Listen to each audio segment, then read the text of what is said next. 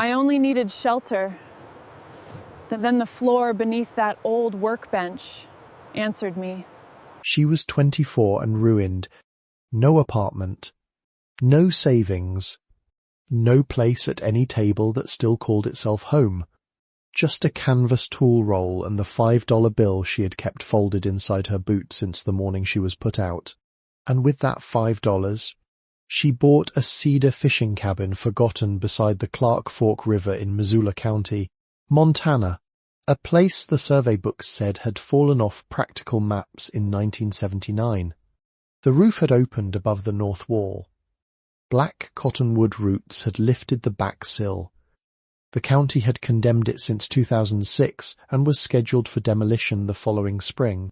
But what nobody knew was that beneath the narrow cedar floorboards near the rear workbench, in a sealed compartment that had not been opened in over 40 years, was something that would change her life forever. Before we continue, if stories like this mean something to you, hit subscribe. And tell us in the comments where you're watching from. We love seeing how far these stories travel. Julian Harper had been waiting her whole life without knowing it. She was born in a rented duplex on the west side of Missoula, where the trains dragged their long voices through the dark and the mountains stood close enough to make every street feel borrowed from stone. Her mother, Lila, worked the early shift at a grocery warehouse and came home smelling faintly of cardboard oranges and the cold metal of walk-in coolers. Her father had left before Julian could remember his face clearly, though there was one photograph of him holding her as an infant beside a trout stream, his hand cupped around her head as if he had been afraid the wind might take her. No one in the house spoke of him often. Lila was not an unkind woman, not in the simple way people like to arrange blame. She had known too many bills by their envelope colour, and too many winters by how far a tank of gas could stretch. She kept a jar of quarters beneath the sink, a spare pair of gloves in the glove compartment, and a habit of checking the locks twice before sleep. To a child, these things looked like care. To Julian, years later, they looked like a map of fear.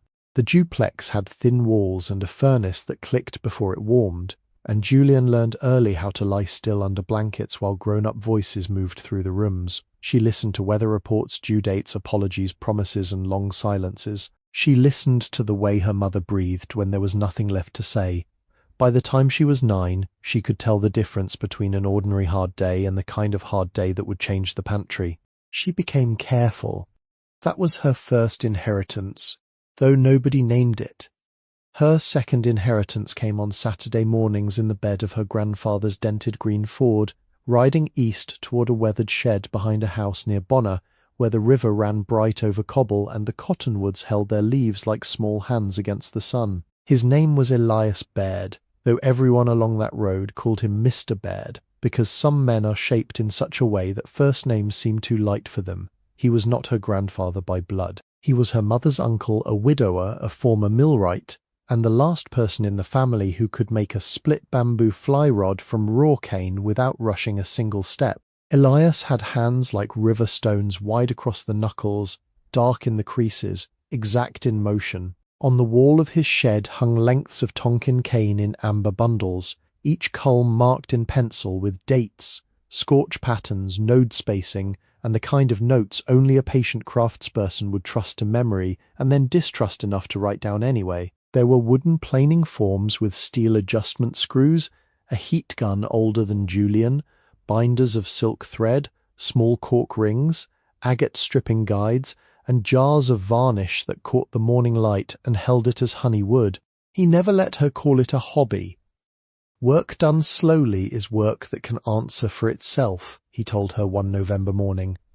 When sleet ticked against the shed roof and her fingers were clumsy from cold. That sentence stayed with her because Elias did not use many. He believed speech should have a clean ferrule, no wobble, no ornament pretending to be strength. When he said work could answer for itself, he meant a person did not need to shout over what had been made honestly. A straight taper, a clean wrap, a varnish coat without bubbles, a kindness performed without witnesses. These things spoke in their own time. Their ritual was always the same. Lila would drop Julian off before 8, sometimes with a paper sack of biscuits, sometimes with only a nod from the driver's seat. Elias would already have the stove going, a coffee cup near his left hand, and a stool pulled up for the girl who was learning to see what other people hurried past. He would hand her a broom first, then a rag. Then, when she had proven she could take care of what did not shine, he let her touch what did. At 10, she learnt to sight down a culm and find the straighter side. At 11, she learnt that bamboo was grass, though it could outlast men who mocked it. At 12, she learnt to stagger nodes so no weakness lined up along a finished section. At 13, she held a strip against a 60-degree groove and watched Elias take shavings so thin they curled like pale breath. He explained the hexagon in a voice no louder than the plane. 6 sides share the burden, he said. That is why it bends and comes back. On certain weekends when the air was mild and the river low, he took her down to the Clark Fork with a rod in a flannel sleeve and let her cast on the gravel bar. He stood behind her, not touching, correcting only with words. Lift, wait, back, let it unroll, do not slap the water. The fly line made a narrow green loop in the air, opening and closing, patient as a question. Julian did not catch many fish. Elias did not seem to mind. Catching was the least exact part of the work. In summer, the shed smelled of cane dust, varnish, river mud, and the faint mineral heat that rose from sun-warmed tools. In winter, it smelled of cedar kindling and wool drying near the stove. Julian loved the narrow drawers where Elias kept ferrules wrapped in cloth, the handwritten taper charts pinned above the bench, the brass calipers, the magnifying glass with one chipped edge. She loved the discipline of the place. Nothing there had more than it needed. Nothing spoke unless it had earned a voice. Her mother remarried when Julian was 15. The man's name was Warren Pike, and he entered the house with polished shoes, heavy cologne, and the smooth manner of someone who believed order belonged to whoever could afford it. He sold insurance from an office downtown, and wore his success as though it were a second shirt. He did not shout. That would have made him easier to understand. Instead, he corrected. He adjusted. He noticed crumbs, late arrivals, imperfect posture, the uselessness of handmade things, the foolishness of keeping attachments to people who had not left money behind. Elias disliked him from the first handshake. Warren smiled anyway. After the marriage, Saturday mornings became less certain. Sometimes Warren needed the car. Sometimes Lila said there was too much to do. Sometimes the phone rang in Elias's shed, and Julian heard her mother's voice through the receiver, thin and apologetic, saying they would not make it that week. Elias never complained. The next time she came, the stool was still waiting. During those years, Julian began building things of her own, not rods at first, small devices, a line winder from scrap walnut, a clamp rack from cedar offcuts. Later, when the world turned toward online markets and specialty outdoor goods, she learned how to photograph tools, write product descriptions, pack orders, and answer customers who wanted to know whether a handmade stripping guide could really matter. At 19, she and a college friend built a modest sporting goods company around repair kits for fly anglers, cork grips, rod socks, and careful instructional booklets that sounded, though she did not notice it then, like Elias had written them. By 22, the company had a warehouse lease, 6 seasonal workers, and more orders than Julian could fill without trusting other hands. That was when she married Naomi Vale. Naomi was bright, direct, and unsentimental. She had a gift for numbers and for reading the place where a contract hid its teeth. She wore linen suits, kept 2 phones, and had a way of standing in any room as if she had already measured its exits. Julian mistook certainty for steadiness. She had grown up among people who were afraid, apologetic, or waiting for something to collapse. Naomi did not wait. Naomi acquired. The lawyer came later. His name was Adrian Kells. He specialized in small business restructuring, which sounded useful until Julian learned that some forms of help arrive carrying their own shovel. Adrian spoke gently, never hurried, and laid documents on conference tables with his fingertips aligned to the corners. He explained dilution, asset transfer, liability shielding, marital property, and emergency operating control, while Naomi sat beside him with one hand around a paper cup of coffee and the other over her wedding ring.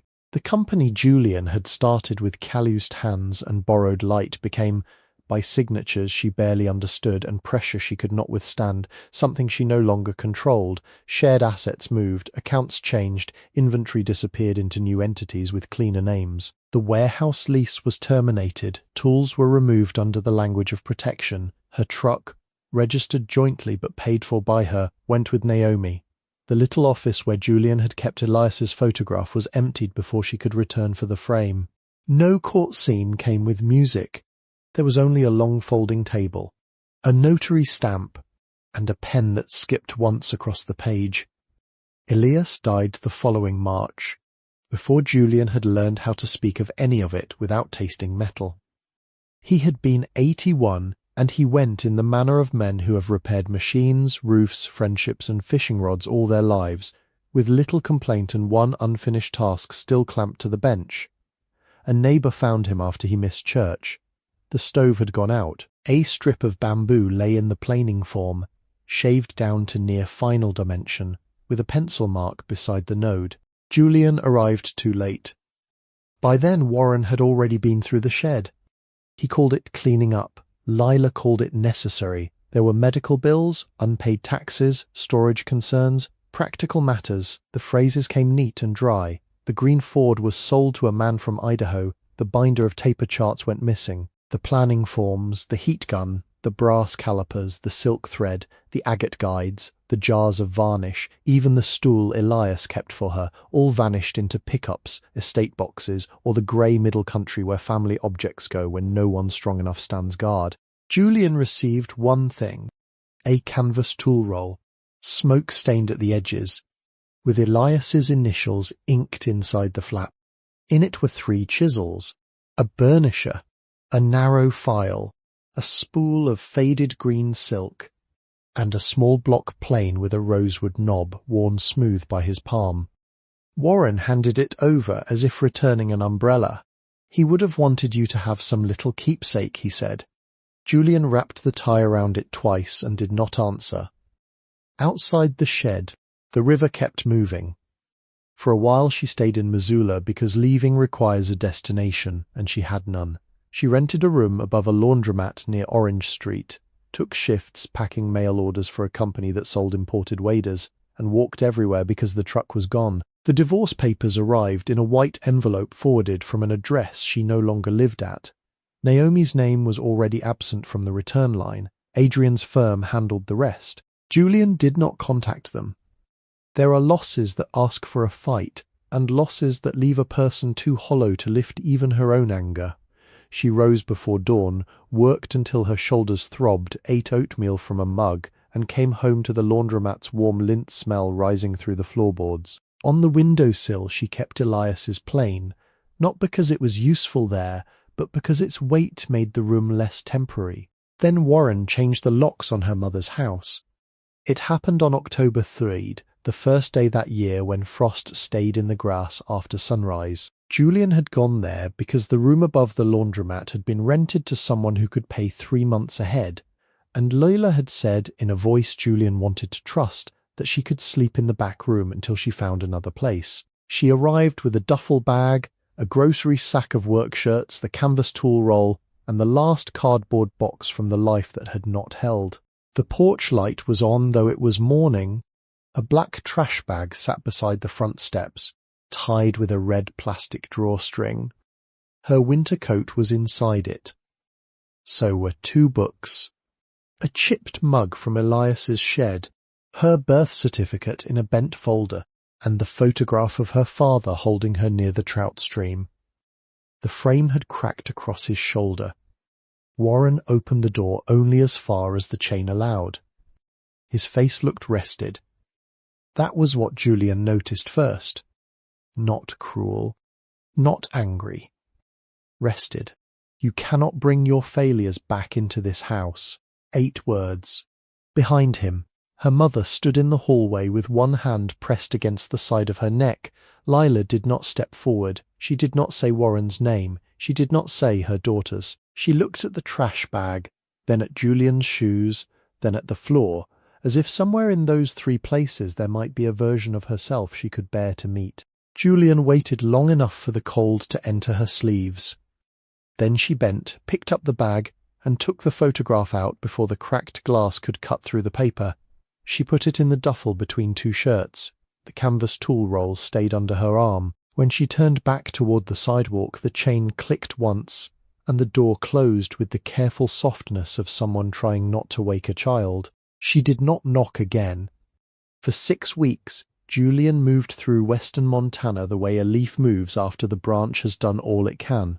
Missoula first, because that was where she knew the library bathrooms, the grocery stores that marked down bread after 7, the church basement that served soup on Tuesdays and Fridays. She slept 2 nights behind the bus depot with her duffel looped around her wrist, 3 nights in the women's shelter on West Broadway, and 1 wet afternoon under the Higgins Avenue Bridge while rain made dark beads on the tool roll's canvas. She had $43.19 the morning after Warren closed the door.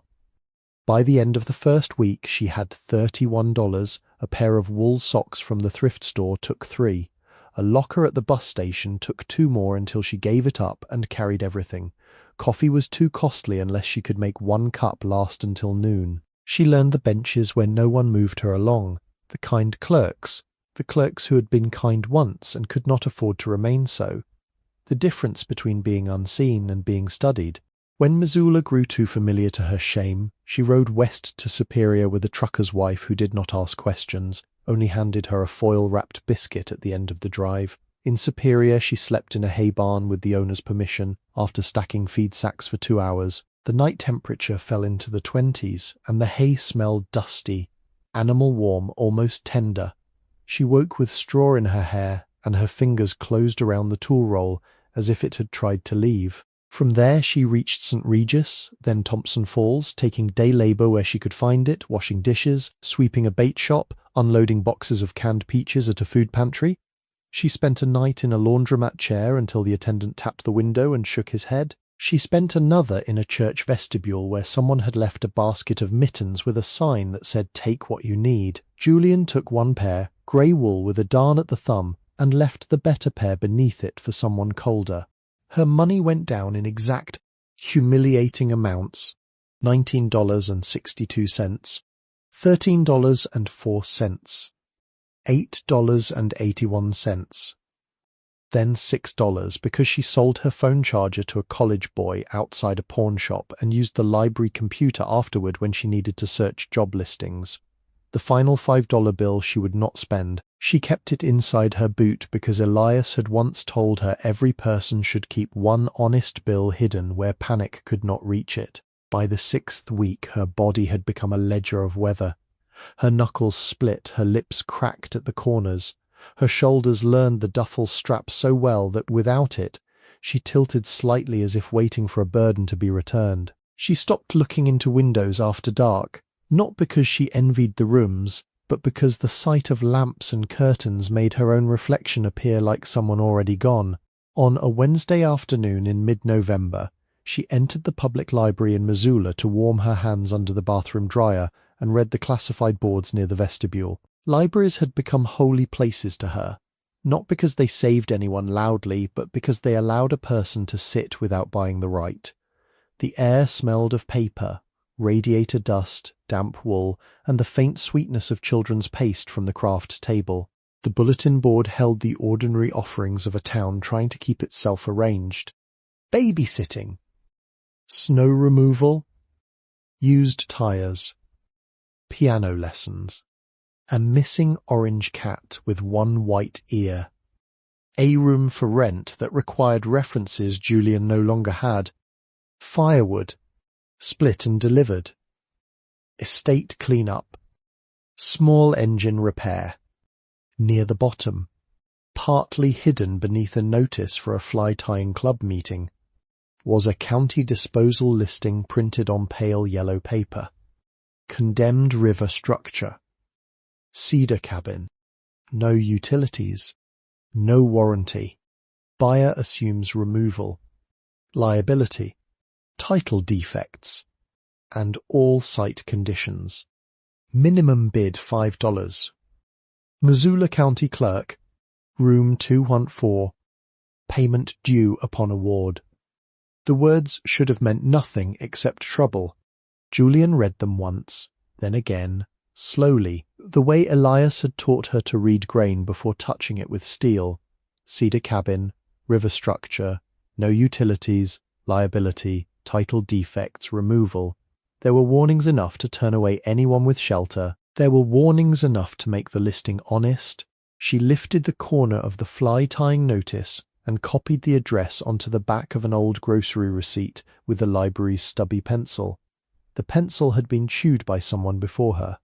The graphite broke once. She sharpened it in the little metal sharpener by the card catalogue and wrote the room number again. Outside, the afternoon had begun to lower itself behind the mountains.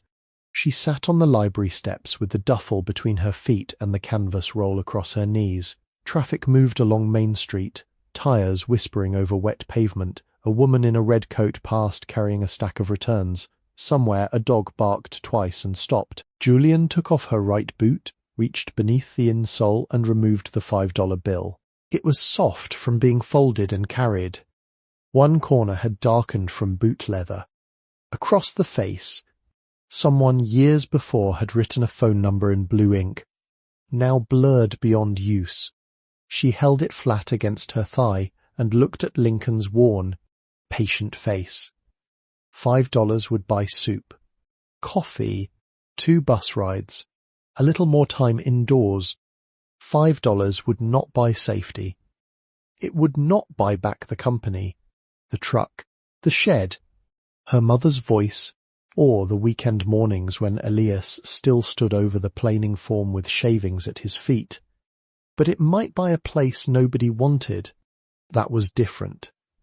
The next morning, Julian washed in the library restroom, combed her hair with wet fingers, and rolled Elias's tools tight enough that the flap lay smooth. She put on both pairs of socks, not for warmth alone, but because boots with hidden money had a way of making a person walk as if she still possessed a secret. Then she crossed downtown toward the county building while the first snow of the season began to fall, each flake disappearing on the sidewalk before it could gather.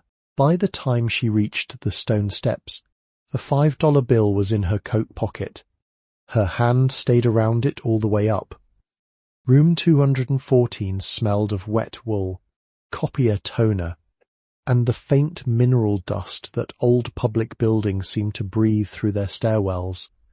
Julian stood just inside the doorway until a man in a canvas jacket stepped around her with a folder tucked beneath his arm, and only then did she move toward the counter. The office was narrow and high-ceilinged, with tall windows facing a grey morning, a row of metal file cabinets along one wall, and a framed county map marked by coloured pins. A radiator knocked softly beneath the window. Somewhere behind a partition, an adding machine printed its dry paper tongue. The clerk at the front desk looked up over half-moon glasses.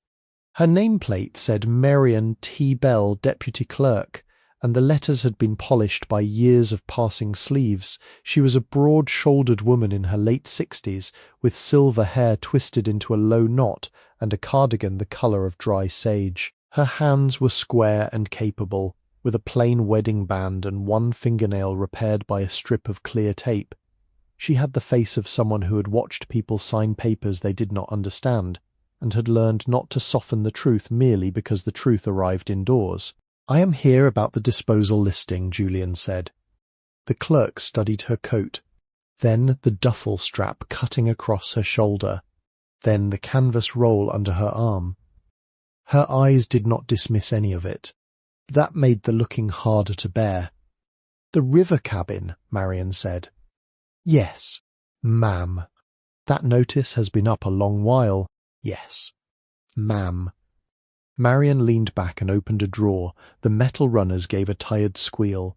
She removed a folder with a red band across its corner and laid it flat on the counter, but she did not open it yet. Instead, she turned the folder once, so its tab faced her, tapped it square, and looked at Julian with exact attention. "You understand there is no road maintenance past the last county marker?" "Yes, ma'am." "You understand there is no electric service, no potable water certification, no septic approval, and no representation that the well, if there ever was one, can be used. Yes, ma'am. You understand the structure has failed inspection, and the county is not giving you permission to occupy it. Julian's fingers tightened around the edge of the counter. The wood there had been rubbed pale by decades of hands. Yes, ma'am. You understand the purchase transfers liability as is. Injury, collapse, trespass, riverbank erosion, hidden defects, all of it. Yes, ma'am. You understand that once you sign, you cannot bring it back here like a bad coat. Julian looked at the folder. The red band seemed less like a warning now than a ribbon tied around something no one had wanted to open. Yes, ma'am. Marian watched her for another moment. Then she opened the folder. There were maps, inspection notes, 2 photographs printed on ordinary paper, a legal description, a tax parcel number, and a deed form with empty lines waiting in patient black ink. The photographs showed a building half swallowed by willow and wild rose, the roof sagged under needles, the front door crossed by a fallen limb. In one picture, a sign hung crooked above the doorway, too blurred to read. In the other, river light broke through branches behind the place and made a pale path along the mud. Julian did not reach for the photographs. She was afraid her hand would shake. Marian slid a form toward her. Print your full legal name here. The pen was chained to the counter by little brass links. Julian picked it up and felt its weight pull against her hand. She wrote slowly, 1 letter at a time, the way Elias had once asked her to mark bamboo strips before heat straightening them. Do not hurry the mark, he had said, because a crooked mark teaches the hand to accept crookedness. When she finished, Marian turned the page and pointed. Mailing address. Julian waited. The clerk did not fill the silence. She had the mercy of not pretending. I do not have one, Julian said. Marian's mouth settled into a line, not stern, not soft. Temporary mailing address may be held at general delivery for 30 days. Put the post office. Julian wrote the words exactly as instructed. General delivery, Missoula, Montana. Phone number. I do not have a working one. Marian drew a short line through the space. Initial there. Julian initialed. The deed required signatures in 3 places. The liability release required 2 more. There was an acknowledgement of condemnation, an acknowledgement of demolition schedule suspension pending transfer, an acknowledgement that any salvage, repair, removal or occupancy would be subject to state and county law. The language sat heavy and official. It did not care whether she was cold. Marian read each paragraph aloud, not quickly, and Julian answered when asked. At the end, the clerk took the folded bill and smoothed it beneath her palm before placing it in a shallow drawer. For reasons Julian could not explain, that small movement nearly undid her. The bill looked fragile there among receipt slips, paper clips, and a rubber stamp pad. It had come from her boot, from panic, from Elias's warning about keeping one honest bill where fear could not spend it. Now it lay under a county clerk's hand as if it had always been meant for taxes and ink. Marian counted change from another drawer.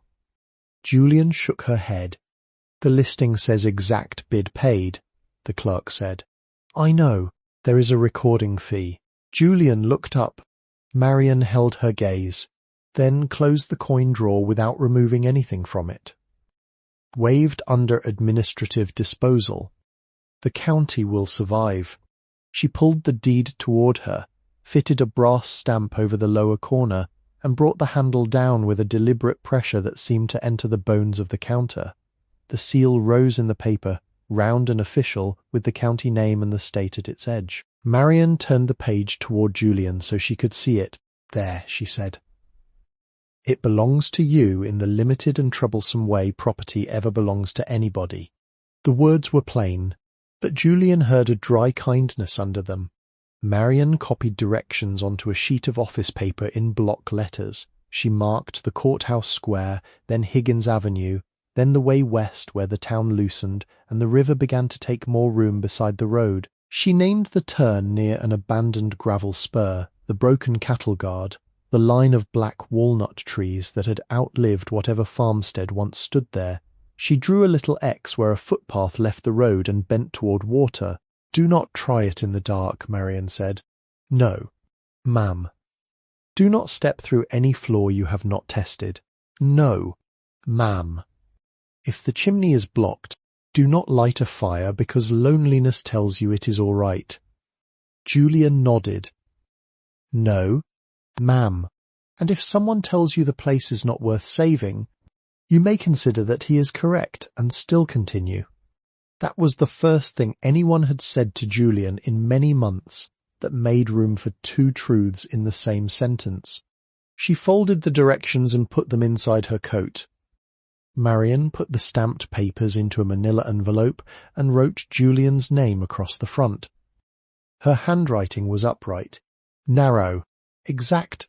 When Julian reached for it, the clerk did not let go immediately. "Baird," Marion said. Julian's breath caught before she could stop it. "Pardon?" "The tool roll." Marion nodded toward the canvas tucked under Julian's arm. "That ink on the flap." "E.B." Julian looked down. The initials were dark against smoke-stained canvas, nearly hidden by the fold. "My mother's uncle," she said. "Elias Baird." Julian's hand moved over the canvas as if a draft had crossed it. "You knew him?" "Knew of him. My husband fished a Baird rod for 30 years and would not let another man lay it on gravel." Marion's expression changed in a way so small it could have been only the room's grey light moving. "Elias came in here once long ago. Tax question. Quiet man. He had a way of waiting for a person to finish being foolish." Julian almost smiled, though it did not rise far. "That sounds like him." Marion released the envelope.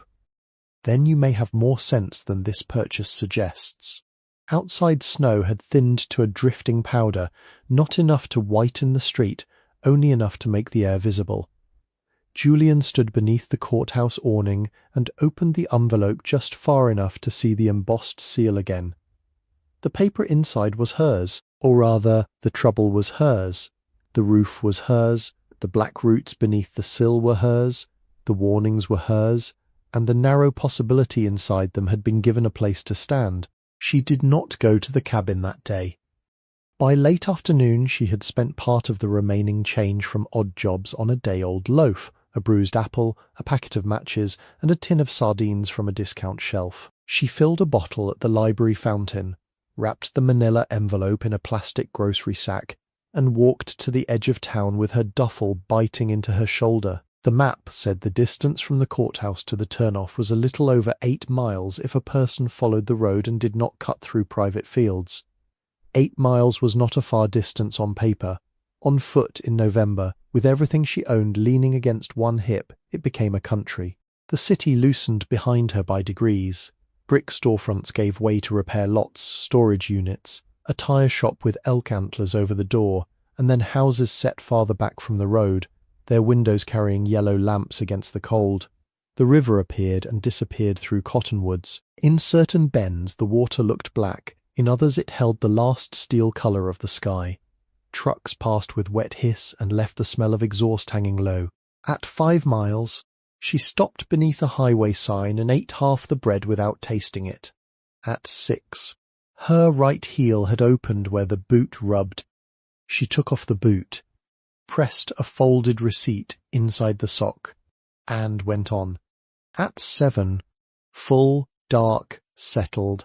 She had not meant for it to happen, Marion had warned her, but Winterlight had little patience, and a woman walking under a load can misjudge the hour because pain becomes its own clock. The road shoulder narrowed near a stretch of pasture, and the ditch beside it held frozen reeds. Ahead, a barn stood back from the road, its roof low and broad, with one sliding door open enough for a blade of shadow. Julian stood at the fence for several minutes, listening.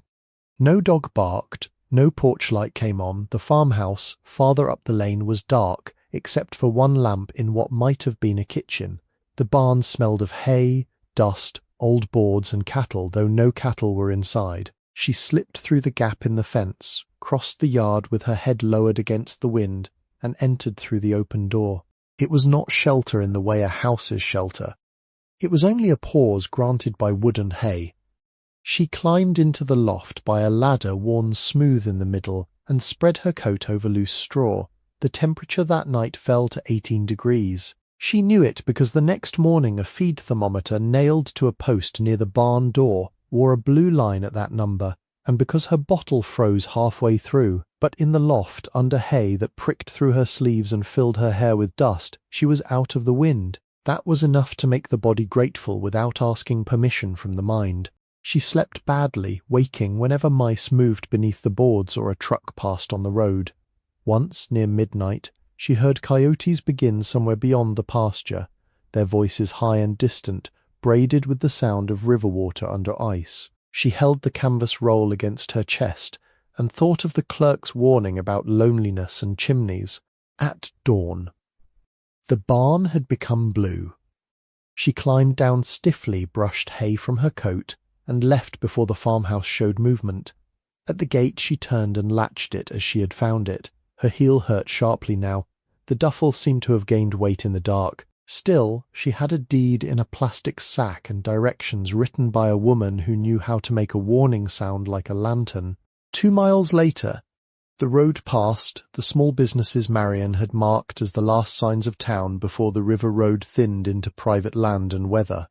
There was Kettle and Thread Cafe, with a fogged front window and a hand-painted sign promising coffee, pie, soup, and mending. Beside it stood Graves Hardware, a brick building with green trim, galvanized buckets hanging under the awning, and a window display of stovepipe snow shovels, lantern wicks, and brass screws sorted into jars. Across the street was a fly shop called River Saint Outfitters, closed for the season except by appointment, its door covered in faded photographs of men holding trout with solemn reverence. Next came a post office no larger than a chapel, white clapboard flag snapping in the wind. Beyond that sat a feed and seed store with sacks of oats stacked under a tin roof, and a yellow dog asleep on the loading dock, as if his duty was to prove the world had not ended. Julian paused in front of the cafe because the smell of coffee drifted through the door each time someone entered. Inside, a woman in an apron wiped a counter while 2 men in seed caps leaned over mugs. The window reflected Julian back at herself, pale, hollow-eyed, hair tucked unevenly into her collar, duffel strapped dark with melted snow. She did not go in. Hunger had become careful in her. It knew when looking was dangerous. The yellow dog lifted his head when she passed the feed store. He was long-bodied and grey around the muzzle, with one torn ear and eyes the colour of wet leaves. He watched without barking. When Julian stopped, he thumped his tail once against the boards, not enough to invite her, only enough to acknowledge that she was walking through a morning that required witness. "Morning," she said softly. The dog lowered his head again. The road beyond the businesses narrowed and bent toward the river. Houses appeared less often now, set among bare chokecherry, cottonwood, and fence lines mended with baling twine. Smoke rose from a chimney on the south side of the road, smelling of pine and damp ash. A pickup passed slowly, the driver looking once at Julian, once at the duffel, then ahead. No one stopped. She was relieved. At a mailbox shaped like a trout, she found the abandoned gravel spur Marion had drawn. Snow lay in its ruts, thin and wind-combed. The broken cattle guard came next, half swallowed by grass, with one pipe bent downward, as though something heavy had crossed it years ago and never returned. Beyond it, the walnut trees stood in a line. They surprised her.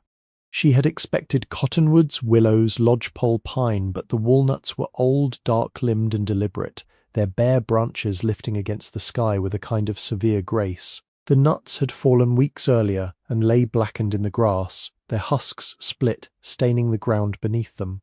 Crows moved among the upper limbs and spoke in hoarse, private syllables. The trees made an avenue where the footpath began. Julian stood at the edge of it with Marion's paper in her hand. The river could be heard before it could be seen, not loud, not dramatic, but present in a steady under voice. There was snowmelt somewhere in that sound, mountain water, stones being turned too slowly for the ear to separate. The path was narrow, pressed down by deer and weather more than by people. Wild rose canes caught at her coat. The duffel bumped against her hip. Twice she had to step over fallen limbs. Once she put her hand on a walnut trunk to steady herself and felt the bark hold cold like iron. Then the cabin appeared. It did not rise into view all at once. First there was the roof line, uneven beneath cedar shake and mats of pine needles, then the chimney, short and square, built of river stone with a cap cracked along one side. Then the front wall, cedar boards gone grey and silver with age, some bowed, some split, all of them carrying weather the way skin carries years. The building sat on a low stone pier foundation about 16 feet wide and 22 feet long, with a narrow covered stoop leaning slightly toward the river. A rusted stovepipe brace hung loose near the eave. The north corner had dipped. The back wall was pressed by brush so thick it seemed the woods had put a hand there and kept it. Above the doorway, the sign from the county photograph hung by one nail. Baird Daughters, split cane rods, repair, wrapping, varnish. The words were faded almost past reading. Lichen had claimed the lower edge. A woodpecker had opened 2 clean holes through the board near the ampersand. But the name was there. Julian stepped back once, as, if the sign had moved toward her, Baird. The air changed around that word. Not loudly. The river kept speaking. The crows kept shifting in the walnuts. A branch scratched the roof with patient repetition. Yet something in Julian, trained by loss to keep its hands folded, reached for the name before she could stop it. She had not known. Marion had known enough to look at the tool roll, but not this. Or perhaps she had suspected and left the knowing where Julian could find it herself. Either way, the sign hung crooked above a condemned door on a county disposal structure no one had claimed, and Elias's name, or a name close enough to bruise, had been waiting there through winters, floods, children growing old, businesses failing, and maps forgetting. Julian set the duffel on the stoop. The boards complained beneath it. She remembered the warning and tested each plank before trusting weight. The first plank near the step was soft at the outer edge but sound toward the wall. The second flexed. The third held. She moved carefully to the door. A padlock hung there, rusted but open, the county's orange tag still looped through its hasp. The door itself was cedar, vertical plank swollen at the bottom and scarred near the latch. Someone had once carved a small 6-sided mark into the upper rail, a plain hexagon no larger than a thumbnail. Julian touched it with 2 fingers. Inside, the latch resisted, then released with a wooden sigh. The smell came first. Closed air mouse nests, cold ashes, wet cedar, old varnish, dust so settled it seemed less like dirt than time itself, ground fine and left undisturbed. Julian stood in the doorway and let her eyes adjust. The front room held a small iron stove, a table with 1 broken leg, propped by a stone, 2 ladder-back chairs, shelves along the west wall, and a narrow window facing the river. Its glass cracked in a white line like frost. Spiderwebs hung from the rafters in layered sheets. A bird nest filled the corner above the door. Leaves had blown in across the threshold and gathered against the far wall. The floorboards were narrow cedar, dark where damp had entered, pale where old paths had been worn by feet. Near the stove, ash had spilled in a grey fan. A tin cup lay on its side beneath the table. On the shelf, there were 3 glass jars, each empty except for a little dust and 1 dead wasp. Julian took 1 step inside. The cabin answered with a creak, not a warning exactly, more like a throat being cleared after long disuse. She waited. When nothing shifted, she took another. There was a back room beyond a half wall, smaller and colder, with a workbench running beneath the rear window. That was where the smell of varnish grew stronger, though the jars were long gone. A wooden rack hung above the bench, empty except for 2 bent hooks. Beneath it, outlines marked the wall where tools had once hung. Plane, saw, calipers, binding jig, a square shadow where a chart might have been pinned. On the bench lay brittle cane shavings darkened with age, gathered in one corner as if someone had swept them there and meant to return. Julian did not touch them.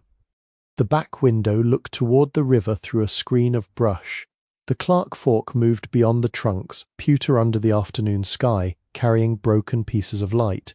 The sound entered the room differently from there, softened by glass and branches. She could hear water against stones, a hollow knocking from somewhere under the bank, and the dry tick of a loose twig against the siding. She set the manila envelope on the table, still wrapped in plastic. Then she began to make a place for one night. There was not much to do, and too much. She cleared leaves with her hands, pushing them into a pile near the door. She tested the stove door but did not light anything. The chimney might have held a bird nest, soot, a fallen stone, or worse. She found no mattress, no cot, no blanket except her coat. The chairs were unsafe. The table leaned but did not fall. The floor near the centre seemed sound if she lay across 3 boards and kept away from the dark stain by the north wall. She walked to the river with a bottle and rinsed it, then remembered Marion's warning about potable water and filled it anyway because thirst does not negotiate cleanly with regulations. She would boil water when there was safe fire. Until then, she drank sparingly, lips barely touching the metal rim. The cold thickened as evening came. She ate the rest of the bread and the apple, saving the sardines because the tin required opening and the smell might bring mice. Her hands shook after eating, not from emotion alone, but from the body receiving too little and trying to make a ceremony of it. She folded the grocery sack flat and slid it beneath the manila envelope. She placed the canvas tool roll beside her head. She put Elias's plane on the floor within reach, not as a weapon though it had weight, but as a familiar object that knew how to be held. By dark, the cabin had become a chamber of sounds. The river, the branch on the roof, mice in the wall, wind entering somewhere near the eave and finding a loose paper edge to worry, her own breathing. Once the whole structure gave a low wooden pop as the temperature dropped, and Julian sat upright with her hand on the floor until the silence settled again. There was moonlight after a while. It entered through the cracked front window and made the room visible in fragments. The stove's round belly, the chair rungs, the county envelope on the table, the doorway to the back room darker than the rest. The sign above the outer door creaked once in the wind, and for a moment she imagined the faded words swinging under the stars, name and trade exposed to the cold. She did not sleep at first. Her body wanted to, but her mind kept inventory. Door, window, floor, roof, river, tool roll, deed, matches, sardines, bottle, boots. It counted because counting had helped her survive benches, barns, bridges, and vestibules. It counted until the objects lost their edges and became only the shape of a room around her.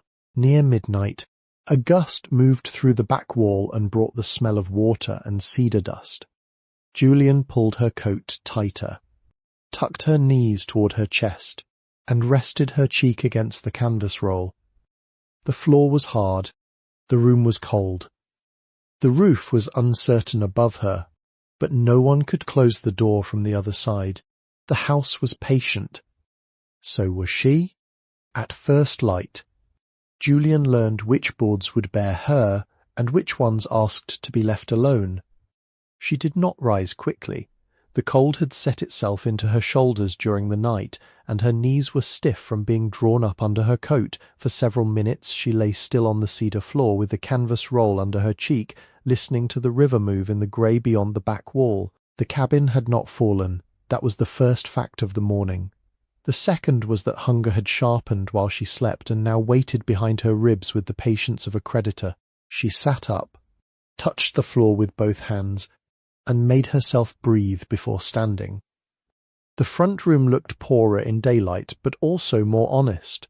Moonlight had hidden stains, split boards, rodent droppings, and the fine webbing that ran between rafters like old lace. Morning showed every failure. The north wall had bowed inward by nearly 2 inches. The lower sill at the back corner was dark and punky where roots had lifted stone and held damp against cedar. The stove sat with one rear leg sunk into a shallow depression in the floor. The table's broken leg had been braced by a river stone, and whoever placed it there had done so carefully enough that the table still stood. Julian opened the door and stepped outside. The air bit her face cleanly. Frost had whitened the grass around the stoop and edged the wild rose canes with pale fire. Beyond the walnut trees, the sky held itself low and blue over the river. She walked around the cabin at a distance, marking what she could without trusting the ground too near the walls. The roof had lost shakes along the north slope. A mat of needles held water near the ridge. The chimney cap was split. The back wall had nearly disappeared under willow, dogwood and cottonwood suckers. Old flagstones, half buried, made a path from the stoop toward what might once have been a wash area. She found the well after 20 minutes. It stood 30 feet east of the cabin, hidden behind a leaning screen of snowberry and young pine. The cover was made from 2 rough planks, grey, warped and weighted by a stone. Julian moved the stone with both hands and lifted one plank just enough to look. A circle of darkness opened below. The stones inside were damp. Far down, after her eyes adjusted, she saw a still glimmer that might have been water. She did not trust it. The county papers had been clear. No potable certification, no promise. Still, water was water, and the knowledge of it changed the way the property felt beneath her feet. She replaced the plank, set the stone back, and marked the place by tying a strip from a torn shirt sleeve around a nearby branch. The outhouse stood farther back, beyond a patch of flattened grass and blackberry cane. Its door hung crooked from one hinge, and a crescent moon had been cut into the upper panel, softened by weather until the curve looked almost gentle. Julian opened it with a stick, looked inside and closed it again. The pit might still be sound, or it might not. She would not learn by stepping where rot wanted to teach. By mid-morning she had established rules for moving inside. Step close to the wall in the front room except near the north stain. Avoid the stove depression. Trust the centre seam only after pressing with the heel. The back room had a different language. Its boards were narrower, perhaps replaced later, and most were firm, except for 3 near the left end of the bench, where a hollow note came back when she tapped them with Elias's plane. She marked those with charcoal from the cold stove, drawing small, careful X's that made the floor look like it had begun to confess. The second day, she walked to town. She carried the empty bottle, the sardine tin, the manila envelope and the canvas roll. She left the duffel hidden beneath the workbench because it held almost nothing worth stealing, and because hauling it over 2 miles with her heel torn open seemed foolish. The road was clearer than the footpath. Frost lifted off the grass in weak sun. At the feed store the yellow dog raised his head again and thumped his tail with the same measured courtesy. Graves' hardware was open. A bell rang above the door when Julian stepped inside, and the smell of the place entered her with such force that she had to stand still for a breath. Oil, rope, galvanized metal, wood dust, seed potatoes, kerosene, leather gloves, stove black, and the faint warm scent of coffee on a hot plate behind the counter. The aisles were narrow and high, with shelves rising almost to the tin ceiling. Bins of nails sat under handwritten labels. Paint cans stood in faded ranks. Mason jars held washers, brass escutcheon pins, cotter pins, tiny hinges, cup hooks and screws, sorted with a care that felt nearly moral. The man behind the counter was tall and stooped, with a white beard cut square at his jaw and one clouded eye that did not seem to slow him. He wore a red wool shirt, suspenders, and a pencil behind his ear. His hands were long, dry, and scarred across the backs. The hands of a man who had been cut by every useful thing in the store at least once. "Morning," he said. "Morning." He looked at the canvas roll, then at her boots, then at the frost still melting on her sleeves. Like Marion, he did not hurry his looking. "What are you after?" Julian almost said nothing, because that had become a safer answer in public rooms. Instead, she set the manila envelope on the counter and removed the deed papers, folded to show only the parcel line and the county seal. "I bought the condemned river cabin past the walnut trees." The man's good eye stayed on her face. "Baird place. Yes, you Elias's people. The question did not land as surprise now. It landed as another nail driven into a pattern she had not yet seen. "I knew him," she said. "That is not what I asked. He was my mother's uncle." The man nodded once, as if that settled a small but important account. "Name's Silas Graves. My father sold Elias stove bolts and varnish strainers when varnish strainers still mattered to anybody." "I do not have much money," Julian said. Silas did not answer quickly. He reached beneath the counter, brought out a chipped mug, and poured coffee into it from the hot plate. Then he set the mug near her hand without pushing it closer. "Did not ask if you did." She looked at the coffee. Steam rose from it in a thin white ribbon. "I cannot pay for that." "Then do not buy it." The store was empty except for the two of them and the slow ticking of a wall clock above the stovepipe fittings. Julian wrapped both hands around the mug. The first sip burned her tongue, and she welcomed the pain because it was simple and brief. Silas leaned on the counter. "County tell you not to occupy it?" "Yes." "You occupying it?" Julian looked down at the coffee. "That answers that. I need to make it safe enough not to die in," she said. "That is different from making it legal." "I know." Silas pulled a pad from beside the register. "Roof first. Water ruins what fire cannot. Chimney before fire. Floor before foolishness. Windows before deep cold. Well, later. Outhouse last, unless necessity argues. I can work. I expect you can." He wrote something on the pad, tore off the sheet, and turned it toward her. "Credit account. $25. No cash out. Materials only. You sign. You pay when you can. Or you bring back anything unused in sellable condition. You do not buy pretty. You buy keep alive." Julian stared at the paper. "I do not have references." Silas's mouth moved slightly, not quite a smile. "You have a Baird tool roll and a county deed no sensible thief would forge. I may not be able to pay soon. You may not. Sign anyway." She picked up the pencil. Its wood was warm from his hand. Before she could write, he reached under the counter again and brought out a book with a cracked blue cover. Home Repair for Rural Structures, 1968 edition.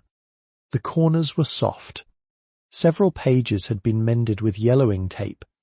"Free," he said. "Chapter on chimneys is not bad. Roof section is opinionated but mostly right. Ignore the electrical chapter unless you want to meet your maker through a wall outlet. I do not know how to thank you. Then do not start. Gratitude wastes time in cold weather." She signed. Together they made the first list. Not the list a person would make for renovation, but the list a person makes when the body needs one more night indoors without courting disaster. Silas wrote prices beside each item in block numbers. 1 wire chimney brush. 6-inch round. Used $3. 20 feet of light rope. 50 cents. 1 pair leather work gloves from the damaged bin. Vone $1.25. 1 stiff broom. Cracked handle. 75 cents. 1 flat pry bar. Used $2. 1 pound 8 penny common nails. Vone $1.10. Half pound 6 penny finish nails. 80 cents. 1 roll tar paper. Torn outer wrap. $4.50. 1 small hatchet handle. Unfinished hickory. Vone $1. 2 candles. Utility grade. 20 cents each. 1 tin stove black. Dented lid. Vone $1.30. 1 sack of oatmeal. Not hardware but kept near the register for trappers and stubborn men. 90 cents. 1 packet salt. 10 cents. He added a dented saucepan from a shelf beneath the counter for no charge and pretended to forget writing it down. Julian read the total twice. $17.40, she said. Leaves room for mistakes. There will be many. Then use them slow. Silas packed the smaller items in a box and tied rope around it so she could carry it against her hip. He cut a square of cardboard and wrote her name on the store account ledger with the date. The old register drawer opened, though no money changed hands, and the sound of it had the solemnity of a church door. On the way back, the box rubbed her side raw, but the weight of it steadied her. Food, fire, rope, nails, paper, broom. These were not promises. They were beginnings that did not speak above their station. The third morning she cleaned the cabin. Not restored, not improved, cleaned. She began with the front room, tying a rag over her nose and mouth before disturbing the dust. The broom raised a grey cloud that moved through the room in slow, accusing sheets. Mouse droppings went out first, swept onto a flat piece of bark, and carried beyond the tree line. Leaves followed. Bird nests came down from the rafters with a careful hand, not because they were useful, but because even abandoned things should be set outside whole when possible. She cleared the table, straightened the stone under its leg, and found beneath one shelf a little brass hook bent almost closed. She put it in her pocket. The chimney came next, because heat was becoming less like comfort and more like survival. Silas had told her to work from the top down if she could reach safely, and not to trust a roof until she had looked at the rafters from beneath. So Julian spent the better part of an hour studying the roof through gaps in the ceiling boards, and from outside at ground level. The south side looked weathered but present. The north side had rot near the open place and was not to be trusted. The chimney rose near the centre line, accessible from the south slope if she used the old walnut as a brace and did not put full weight on any one shake. She considered it for a long time. Then she decided against climbing. A dead person with a clean chimney would not be improved by Prudence arriving late. Instead, she worked from below first. She opened the stove door and found ash, twigs, a mouse nest, and 3 small bones too delicate to identify. She removed all of it with a flat scrap and carried the ash outside in the saucepan. Then she detached the short stovepipe from the chimney thimble, which took 2 hours, a scraped knuckle, and the careful persuasion of the pry bar. Creosote fell in black flakes, sharp-edged and glossy as broken coal. The smell filled the room, bitter, tarry, old enough to make her throat close. She tied the chimney brush to the rope, weighted one end with a stone wrapped in cloth, and fed it upward through the flue as far as it would go. It caught almost immediately. She pulled down. Soot fell. She pushed up. The brush scraped. Pull, push, turn, wait for the dust to settle, pull, push, turn. She wore the gloves until sweat dampened the leather, then took them off for better grip and blackened her palms. Every few minutes she stopped to cough outside in the cold. The first hour gave mostly dry soot and nesting material. The second gave harder creosote scales that struck the stoveplate like coins. The third gave a clot of leaves, twigs, and what looked like the wing bones of a bird that had entered from above and not found its way back to sky. By noon, her arms trembled.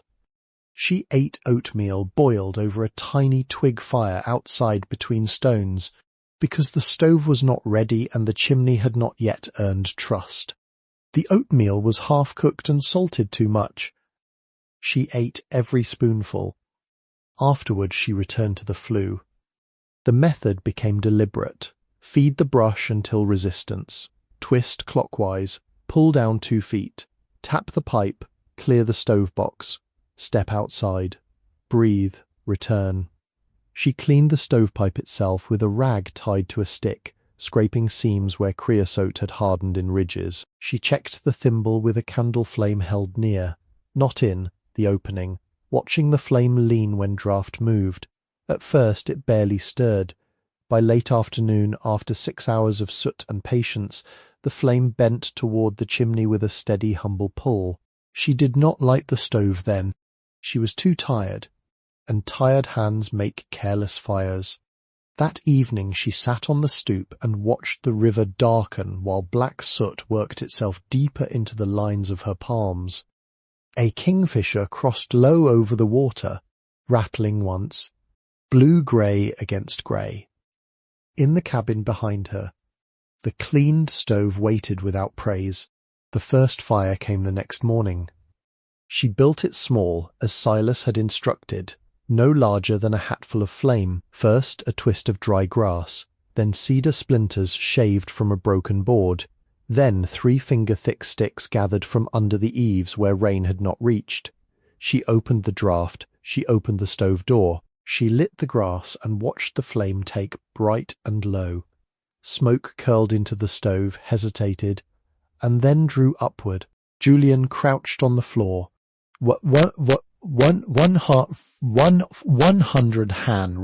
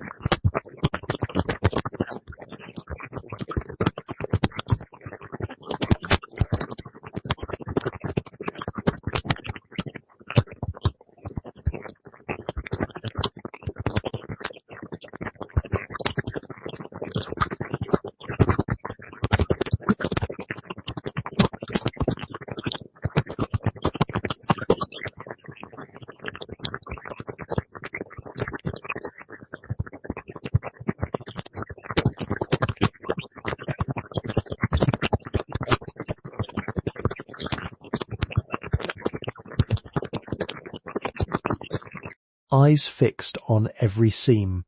No smoke rolled back. The stovepipe ticked as it warmed. The chimney outside gave no visible leak. After 10 minutes she added 2 more sticks. After 20, Vone larger piece. The room did not become warm. Not yet. But a circle around the stove changed. Cold stepped back from it. Not far. Only enough. She set the dented saucepan on top with water and oats, added salt more carefully this time, and waited while steam lifted. The meal thickened slowly. Its smell filled the room, plain and earthy, and when she ate, seated on the floor with her back against the wall, the heat of the bowl entered her hands before it entered her stomach. That was the first hot meal she had eaten inside a place that belonged, however narrowly, to her. She washed the saucepan with sand and river water, wiped it dry, and began the inventory of the workroom. She did not rush that room. Something in it deserved the courtesy of being approached as a shop, not a ruin. She swept the floor in short strokes so as not to scatter smaller objects. She cleared the bench from left to right, a cracked cork ring, 3 rusted razor blades wrapped in paper, a paper packet of snake guides, each ring darkened but unbroken, a strip of silk thread caught beneath a nail head, pale gold, frayed at one end, 2 cork dust plugs, a brass ferrule cap, a wooden winding check split through the centre, a small tin labelled alcohol lamp wicks, empty except for one charred cotton end. In the right drawer, she found brittle newspapers from 1981, folded under a sheet of wax paper. Beneath them lay a taper chart written in pencil, almost too faint to read. Pane 101, Leonard 50 DF, Baird Creek Special, 6 feet 9 inches, 4 weight, slow recovery, gentle tip. She did not know whether Elias had ever seen these exact pages, but the handwriting gave her a strange ache. It was not his. The loops were different, the numbers narrower. Still, whoever wrote it had cared about thousandths of an inch, and the way a rod should answer moving water. The centre drawer stuck. She did not force it at first. She ran her hand along its underside and found the swollen place, then worked the blade of the pry bar gently at each corner. Dust loosened. Wood side. The drawer opened 3 inches, then 5, then all at once. Inside were mouse-chewed rags, 2 empty varnish bottles with glass stoppers frozen in their necks, a bundle of sandpaper hard as leaves, and a brass depth gauge wrapped in oilcloth. She cleaned the gauge with her sleeve. The needle still moved. On the wall, she traced the shadow outlines left by missing tools. Long plane, short plane, saw, file, binder, calipers, forms. She hung Elias's small plane on an empty nail and stepped back. It looked lonely there, but less lost.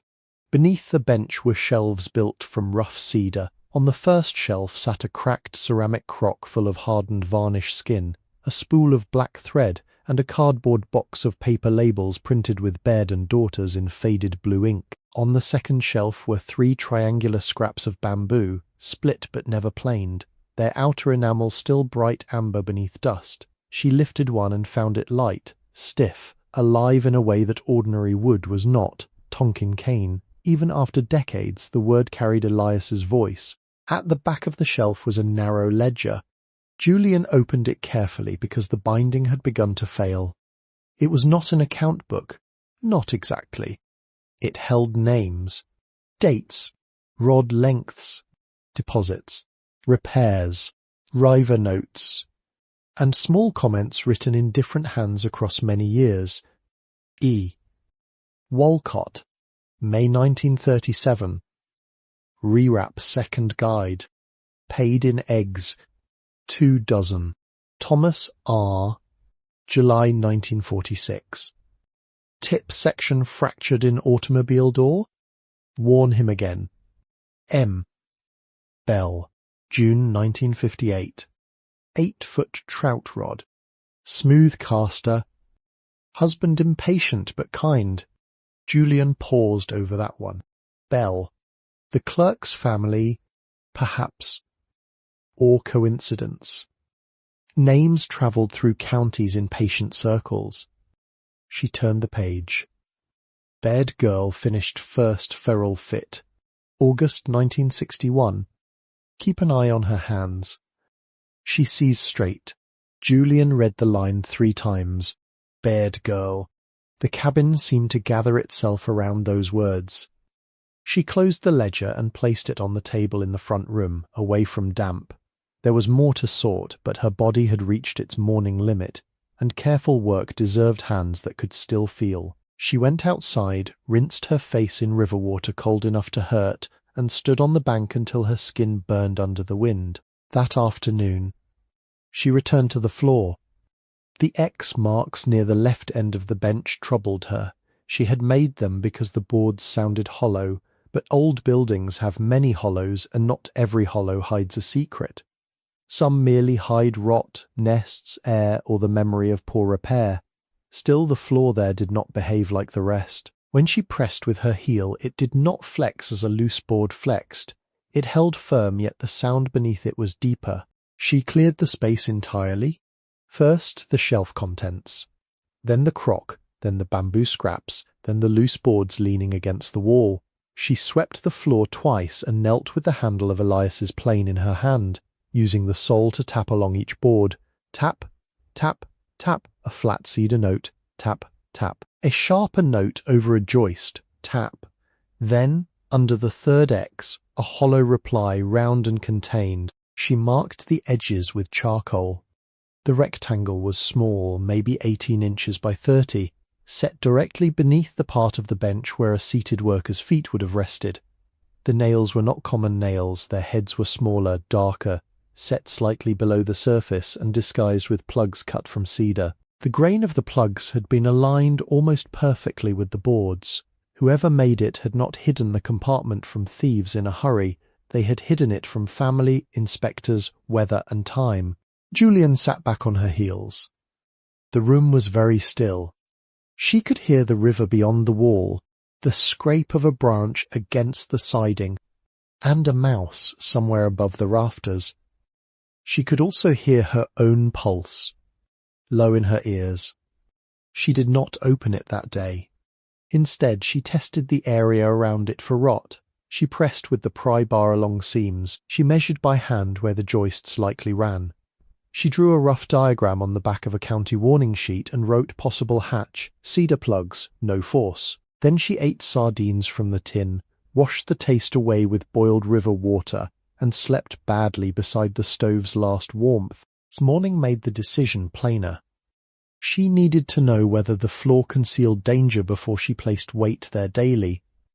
That was practical. The rest, the trembling beneath the practical reason, could wait its turn.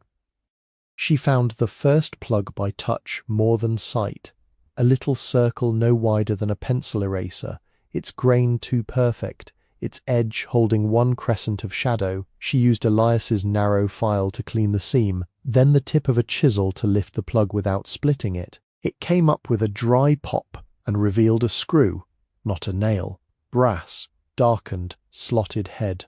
She found 6 more. Each plug came slowly.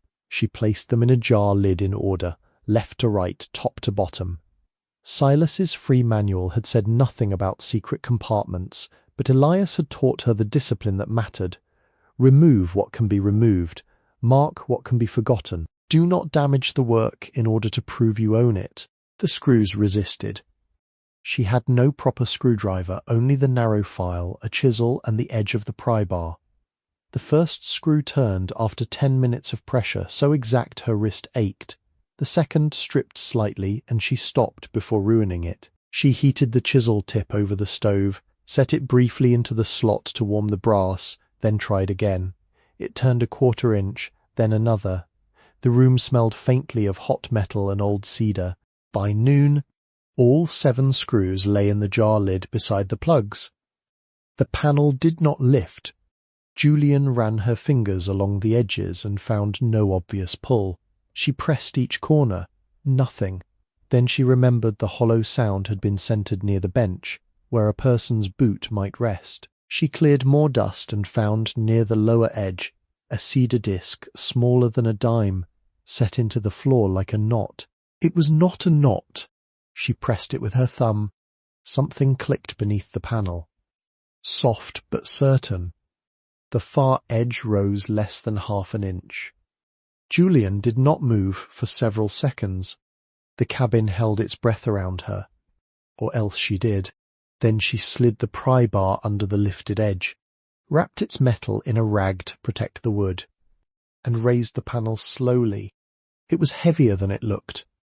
Not a loose board, but a fitted hatch with cross battens beneath, cedar above, oak below, its underside dry and clean compared with the room. Cold air rose from the cavity. The compartment was lined with tin. Inside lay 3 long packages wrapped in oilcloth, a square tin box, a bundle tied in canvas, and an aluminum rod tube capped at both ends. Julian lowered the hatch back onto 2 blocks so it would not strain the hinges hidden below. Then she sat on the floor with her hands in her lap.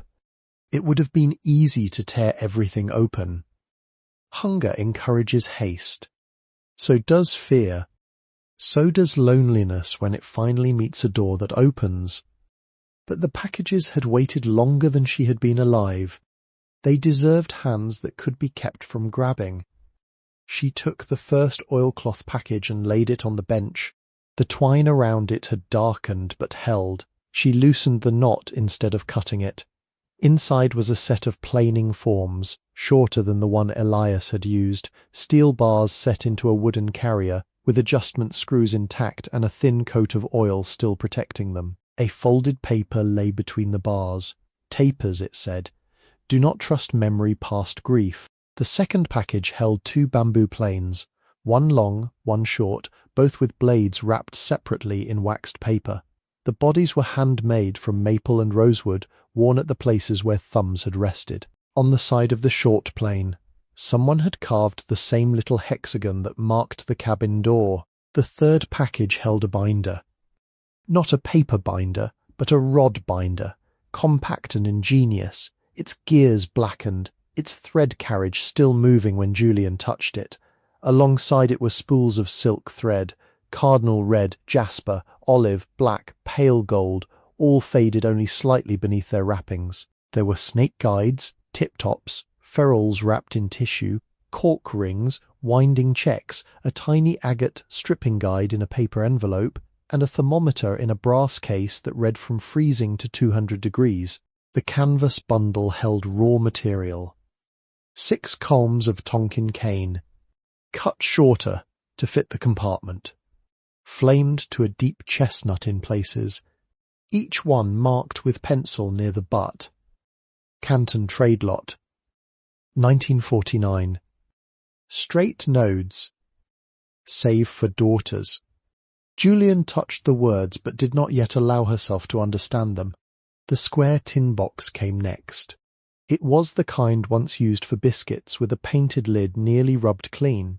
Inside were smaller envelopes, each labelled receipts, wallpapers, family, shop. There was also a military medal wrapped in a handkerchief, its ribbon faded but intact. The medal bore the year 1918 on the accompanying card, and beneath that a name Julian did not yet know. She left it wrapped after one glance. Some objects announced that they could not be understood by daylight alone. At the bottom of the tin lay coins. Not many at first glance. A small cloth purse held silver $half worn smooth at the high points, a 1921 Morgan dollar, 3 Mercury dimes, and a wheat penny so dark she could barely read it. Beside them was an envelope of paper money, old bills in careful stacks, not enough to be treasure in a storybook sense, but enough to make breath fail when counted by a person who had recently slept in barns. Julian did not count yet.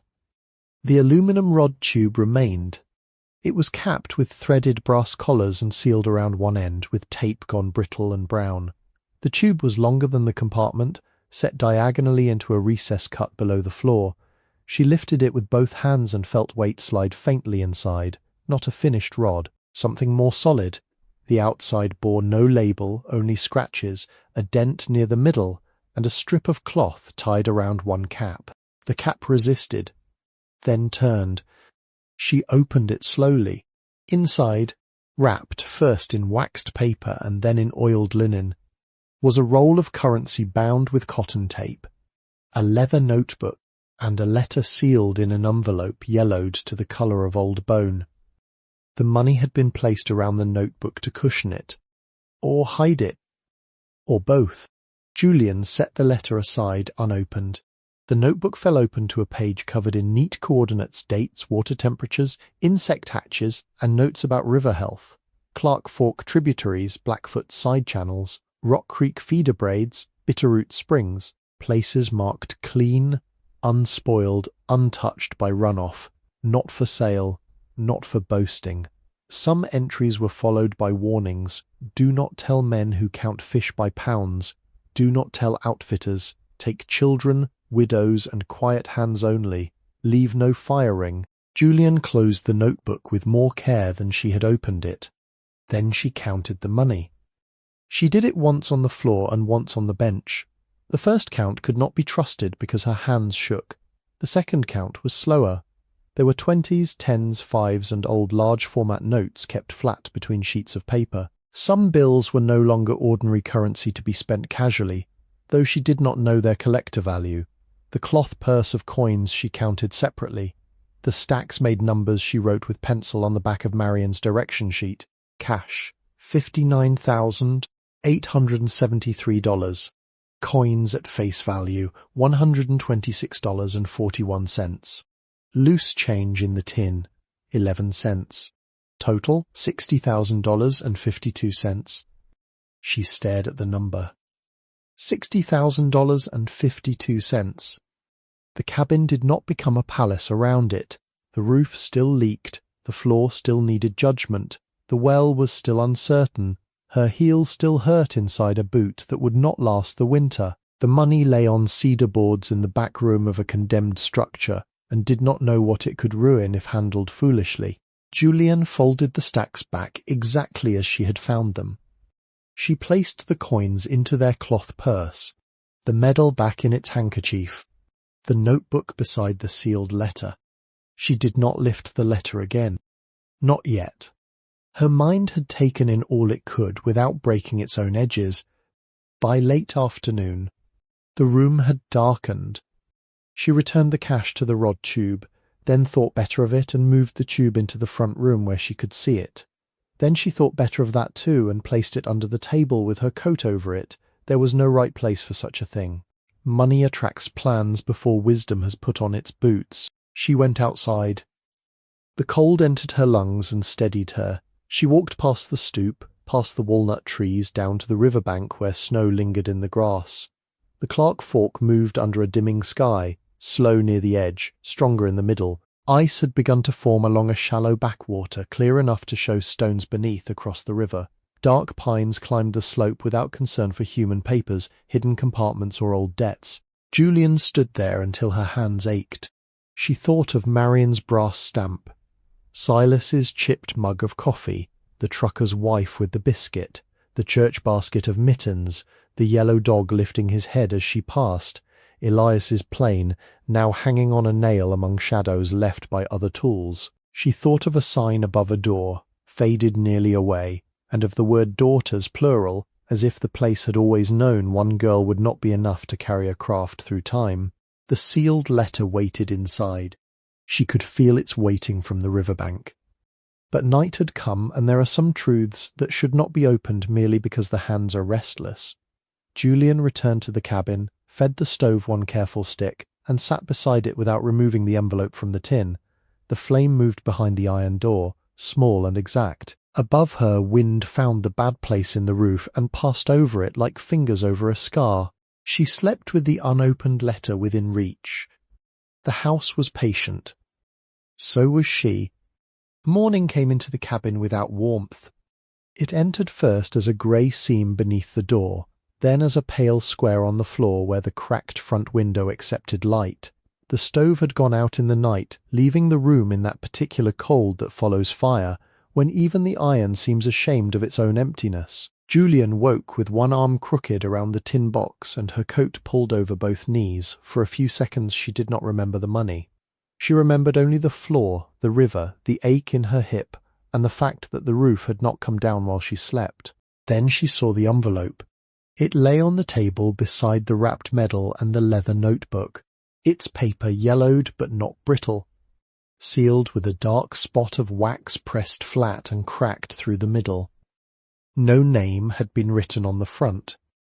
Only 3 words, in brown ink that had faded at the edges, for the inheritor. Julian did not touch it immediately. She stood, fed 2 small sticks into the stove, and lit them from a twist of paper taken from the torn edge of an old newspaper. The flame took slowly. She boiled river water, measured oatmeal into the dented saucepan, and ate standing because sitting down seemed too much like admitting the letter had power over the room. When she washed the spoon, her hands moved with an exactness that did not belong to hunger or cold. Only after the bowl was clean did she return to the table. The handwriting on the envelope was not Elias's. She knew that before she could explain why. Elias wrote with a firm downward pressure and left his capital letters square, almost architectural. This hand was finer, more upright, the letters narrow and patient, each word given room to breathe. Yet there was something familiar in it, not in the shape, but in the discipline. No flourish, no waste, Nothing written to impress a stranger. Julian turned the envelope once in her hands. The wax had already split with age. She slid Elias's narrow file beneath the flap, lifting slowly so the paper would tear only where time had already loosened it. Inside was a folded letter. 4 sheets, written front and back in the same careful hand. She sat on the floor near the stove, where the light was strongest. Then she began. My dear one, whoever you are, if you have found this, then either the floor has finally failed, or else you have learned the old shop well enough to hear where emptiness has a different note. I'm writing because the doctor in Spokane, Dr. Harold Winthrop of Sacred Heart, told me on the 23rd day of March 1982 that the growth in my chest had moved beyond the reach of useful cutting. He said this gently. I appreciated that. A gentle sentence is still a sentence.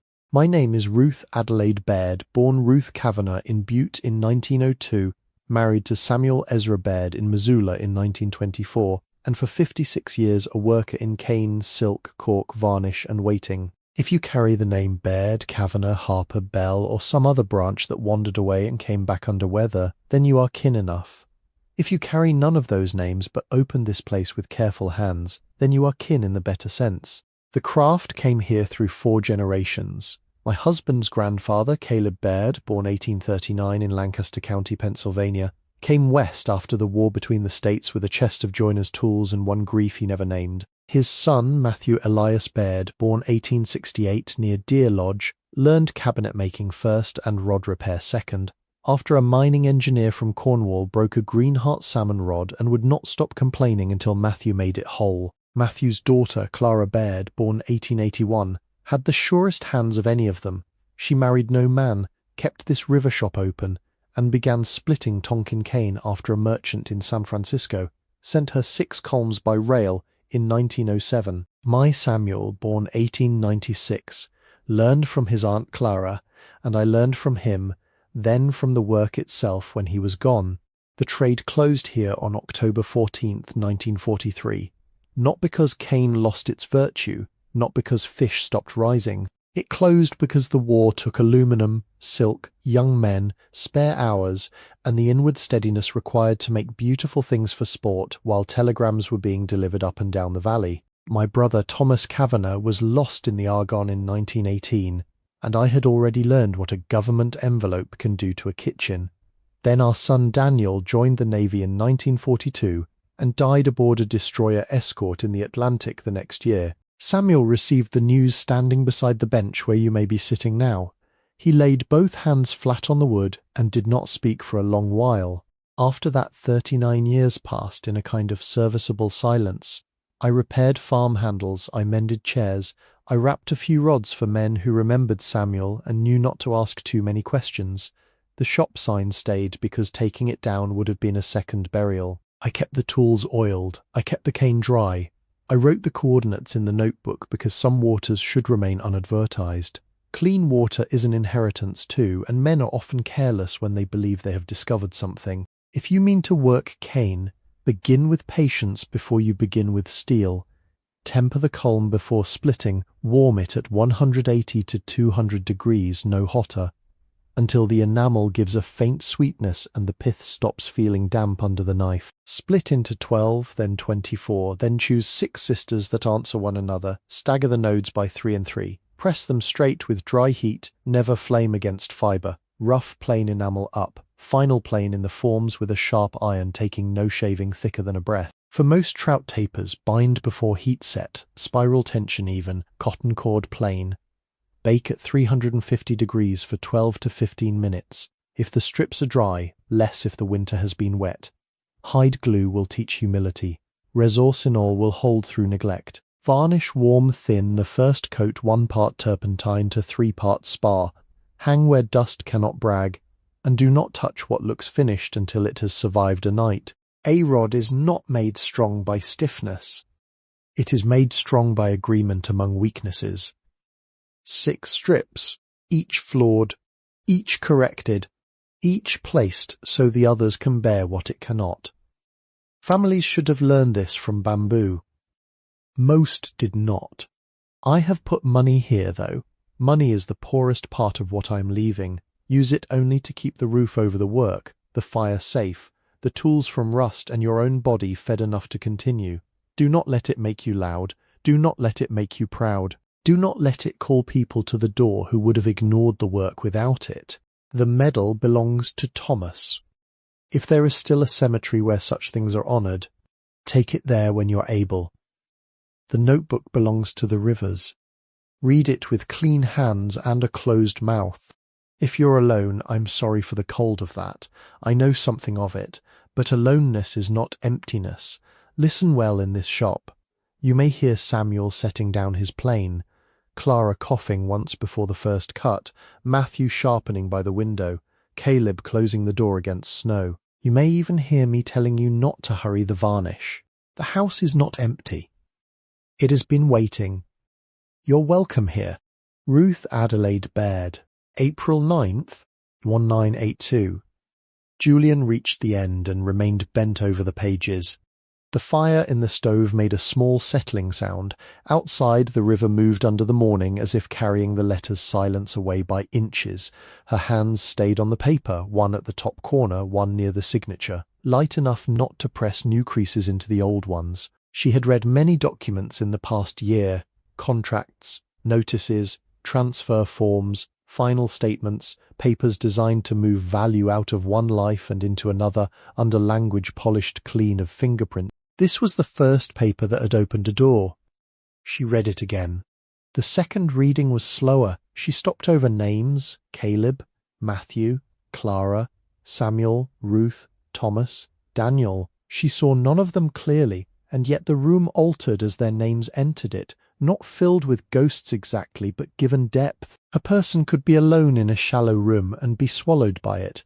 A person could be alone in a room with depth and feel the floor hold.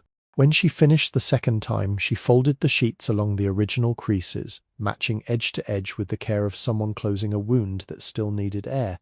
The paper returned to its envelope. The envelope went into the tin box, not under the money, but above it. She placed the leather notebook beside it and wrapped the medal once more in the handkerchief. Then she stood. Her legs were unsteady, but the unsteadiness seemed to belong to the whole cabin, to its leaning wall and opened roof, to every structure that had remained upright longer than anyone expected. She took the letter's mention of a marker not as instruction exactly, but as a thread. Ruth had written of voices, of Caleb closing the door against snow, of the shop sign staying because removing it would be another burial. But tucked into the back of the envelope, folded separately, was a smaller scrap. Back door. Walnut with horseshoe. 3 paces east. Julian had missed it during the first reading. She put on her coat and went through the front door, then around the side of the cabin because the back door was swollen shut from outside growth. The brush resisted her, rose canes snagging her sleeves, willow stems striking her shins. The ground behind the cabin was uneven and hard with frost. She moved slowly, pushing aside branches until she found the back threshold, half buried under leaves and silt. The door there had once opened toward the river.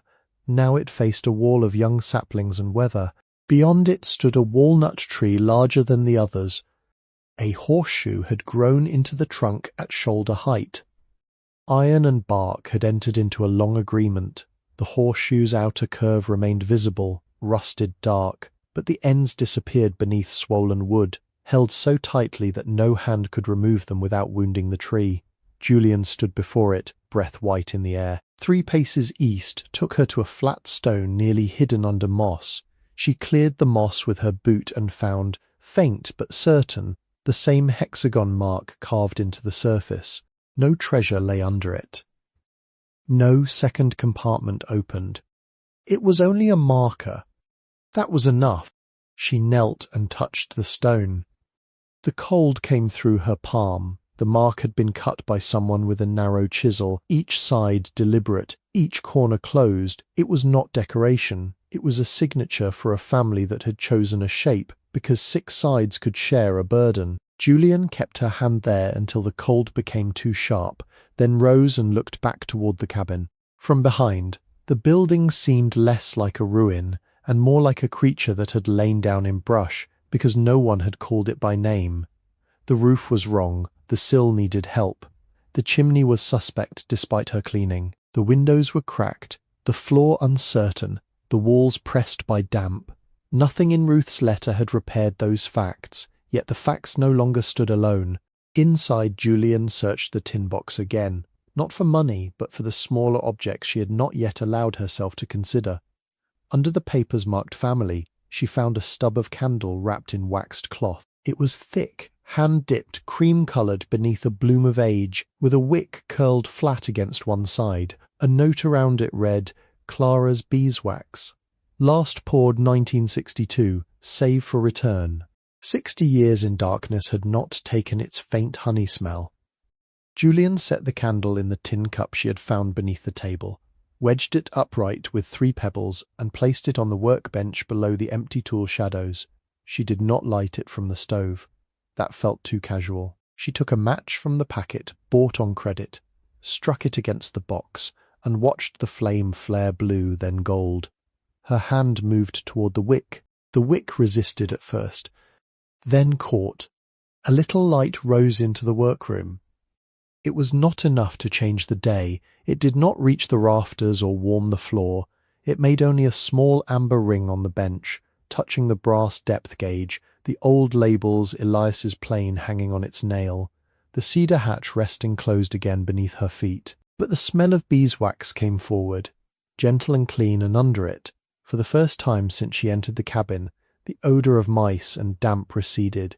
Julian stood with both hands resting on the bench edge. She did not speak. Words would have made the moment smaller. The day passed in careful tasks. She carried ashes outside, she boiled water, she wrapped the money again and returned it to the lined compartment, leaving out only one worn silver $half, not to spend yet, but to remind herself that the cash had weight beyond numbers. She made a new hiding place for the letter inside the tin, then placed the tin beneath the loose bottom drawer where damp would not reach. She wrote Ruth's name on a clean scrap of paper and put it in her coat pocket, because the names in the letter felt too newly recovered to be trusted to memory alone. In the afternoon, she sat near the front window and let the chain of small kindnesses arrange itself without forcing it. Marion Bell, with her taped fingernail and brass stamp, waiving a fee she had no need to mention and drawing a map as if directions were a form of shelter. Silas Graves, with one clouded eye and a chipped mug, opening a credit account for someone who owned trouble more clearly than property. The trucker's wife west of town, who had not asked for a story before offering a biscuit warm from foil. The unknown churchwoman, or man, who had darned the thumb of grey mittens and left them in a basket beneath a paper sign. Even the yellow dog on the feed store dock, thumping his tail once, as though witness could be given without demand. Julian had not been rescued by any single grand mercy. She had been carried by inches, a waived fee, a cup of coffee, a warm biscuit, a pair of worn mittens, a tail against boards, a hidden bill, a notice partly covered on a library board. None of them had looked large enough to hold a life while they were happening, but perhaps most lives were held that way, piece by piece. And if you have ever been kept alive by some small kindness that another person may not even remember giving, write it down somewhere, even if only in the quiet of your own mind. A ride in bad weather, a meal left without a speech, a clerk who gave you one more day, a neighbour who fixed something and walked away before you could turn gratitude into a burden. These things do not vanish because no one films them. They enter the boards of a life, they wait there, and years later when the floor sounds hollow they answer. By dusk, the candle had burned down by less than an inch. Julian pinched it out with damp fingers and watched the smoke curl upward, carrying the honey smell into the rafters. She placed the candle stub back in its waxed cloth, then thought better of hiding it away. Some things saved too long become another form of fear. She set it on the shelf above the workbench where she could see it each morning. That night, she arranged the heirlooms beside her sleeping place. The letter in its envelope, the leather notebook, the wrapped medal, the small purse of coins, Elias's plane taken down from its nail and placed near her hand, Ruth's taper sheets, the old labels printed in faded blue, the brass depth gauge. She did not surround herself with them like wealth. She laid them out like tools before a task, each one near enough to be known. None of them asked to speak before its time. The stove held a low bed of coals outside. Wind moved through the walnuts and made the branches knock softly against one another. The river kept its under-voice beyond the back wall. Julian lay on the floor, not comfortable, not safe in the way houses become safe after years of ordinary mornings, but no longer merely hidden from weather. Before sleep came, she opened her eyes once and looked toward the dark workroom. The beeswax candle waited on the shelf. The letter waited in its envelope. The house waited with them. Section 5A, December, the roof. On December 4th, 6 inches of snow came down before noon and found every weakness in the roof. Julian woke to a sound too soft to be rain and too steady to be wind. It whispered against the cedar shakes, sifted through the open place above the north wall, and tapped the saucepan she had left beneath the leak, as if a cautious hand were testing metal. When she sat up, a pale line of snow lay across the floorboards near the stove, blown through a crack under the eave and shaped by the draught into a narrow dune. She did not curse it. There was no use in arguing with weather that had been here longer than any deed. She rose, wrapped her coat around her shoulders, and made a slow circle through the front room, marking each drip with charcoal on the wall beneath it. North slope near ridge, west eave, chimney flashing, 2 leaks above the workroom, 1 active, 1 only dark. The snow brightened the cabin and made the damage easier to see. It also made delay impossible. Before touching a shingle, she read the roof chapter in Silas's blue repair manual 3 times. The first reading gave her the shape of the work.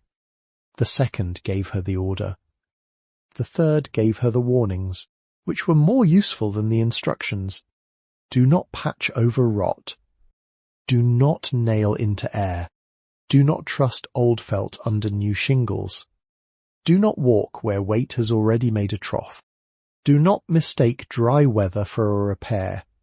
She measured the roof from inside first, because the ladder she had borrowed from the feed store leaned like an old story, and she had no intention of stepping onto snow-covered failure. The cabin was 16 feet by 22, with a simple gable roof, a pitch close to 6 in 12, and eaves that extended a little less than a foot. By her reckoning, each slope needed just under 200 square feet covered, more if waste and overlap were honest. She wrote the numbers on a scrap from the county envelope. Cedar shakes, salvage possible on south slope.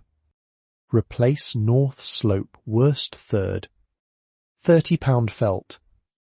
2-inch galvanized roofing nails. Step flashing near chimney if Silas has scraps. Ridge caps, hand cut if needed, at Graves Hardware. Silas took the paper, looked at it over the top of his glasses, and made 3 corrections without ceremony. You forgot starter course. Julian nodded and wrote it down. You forgot wind. She wrote that down too. And you measured like the roof is square. It is not. No. He found a bundle and a half of mismatched cedar shakes in the back room, left over from a porch job that had been abandoned when the owner sold the house. Some were wider, some narrower, but all were sound. He gave her half a roll of felt with the edge torn, 3 pounds of 2-inch galvanized nails sold as seconds because the heads were imperfect, a coffee can of salvaged step flashing, and a chalk line whose reel had cracked but still held string. Then, after a long search beneath the counter, he brought out a roofing hatchet with a leather-wrapped handle and a blade polished bright along one edge. Belonged to my brother, he said. Julian kept her hands at her sides. Silas set it on the counter between them. He roofed barns from here to Drummond, fell off 1 in 78 and cursed all the way to the ambulance. Lived another 20 years, mostly to correct other men. I cannot take that. You can borrow it until spring. That sounds like winter. She wrapped the hatchet in burlap and carried it back with the felt roll under one arm, the nails in her coat pocket, and the shakes tied in 2 bundles that made each step deliberate. The skilled elder arrived the next morning without introduction. Julian was clearing snow from the stoop when a man in a brown canvas coat came along the walnut path, carrying a ladder over one shoulder. He was short, bent slightly forward, and narrow as a fence post, with a wool cap pulled low and a face cut by weather into deep vertical lines. His white eyebrows stood out over pale eyes that missed nothing.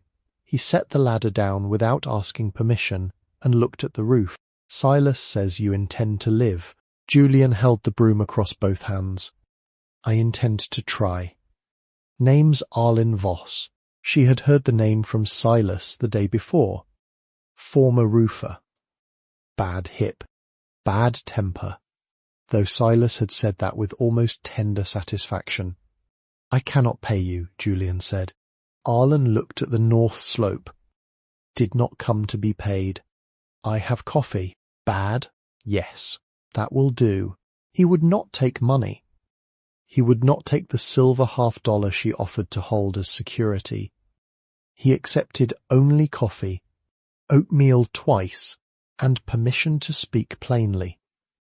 His teaching style was terse enough to seem unfriendly until Julian noticed that he never withheld what mattered. "That board is punky." She moved her foot. "Not there." She moved it again. Better. The roof work took 11 days. They began by clearing snow with a push broom tied to a pole, working from the ladder and the safer south side. Arlen made Julian tie herself off with rope around the chimney base after testing the stonework twice. He did not trust the chimney, but he trusted the walnut tree less, and chose the lesser insult. They stripped the failed north section first, prying old shakes loose and tossing them down into 2 piles, salvage and kindling. Beneath them the felt had become black lace. Beneath that, one rafter near the open place had softened where water had entered for years. "Sister rafter," Arlen said. He made her cut a sound length of 2x6 from salvaged lumber behind the feed store.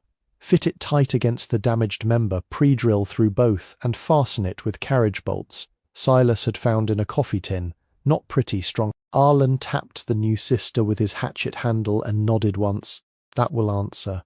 They laid new felt from the bottom up, each course overlapping the one below, the way shingles and grief both had to shed downward if they were going to keep from entering the house.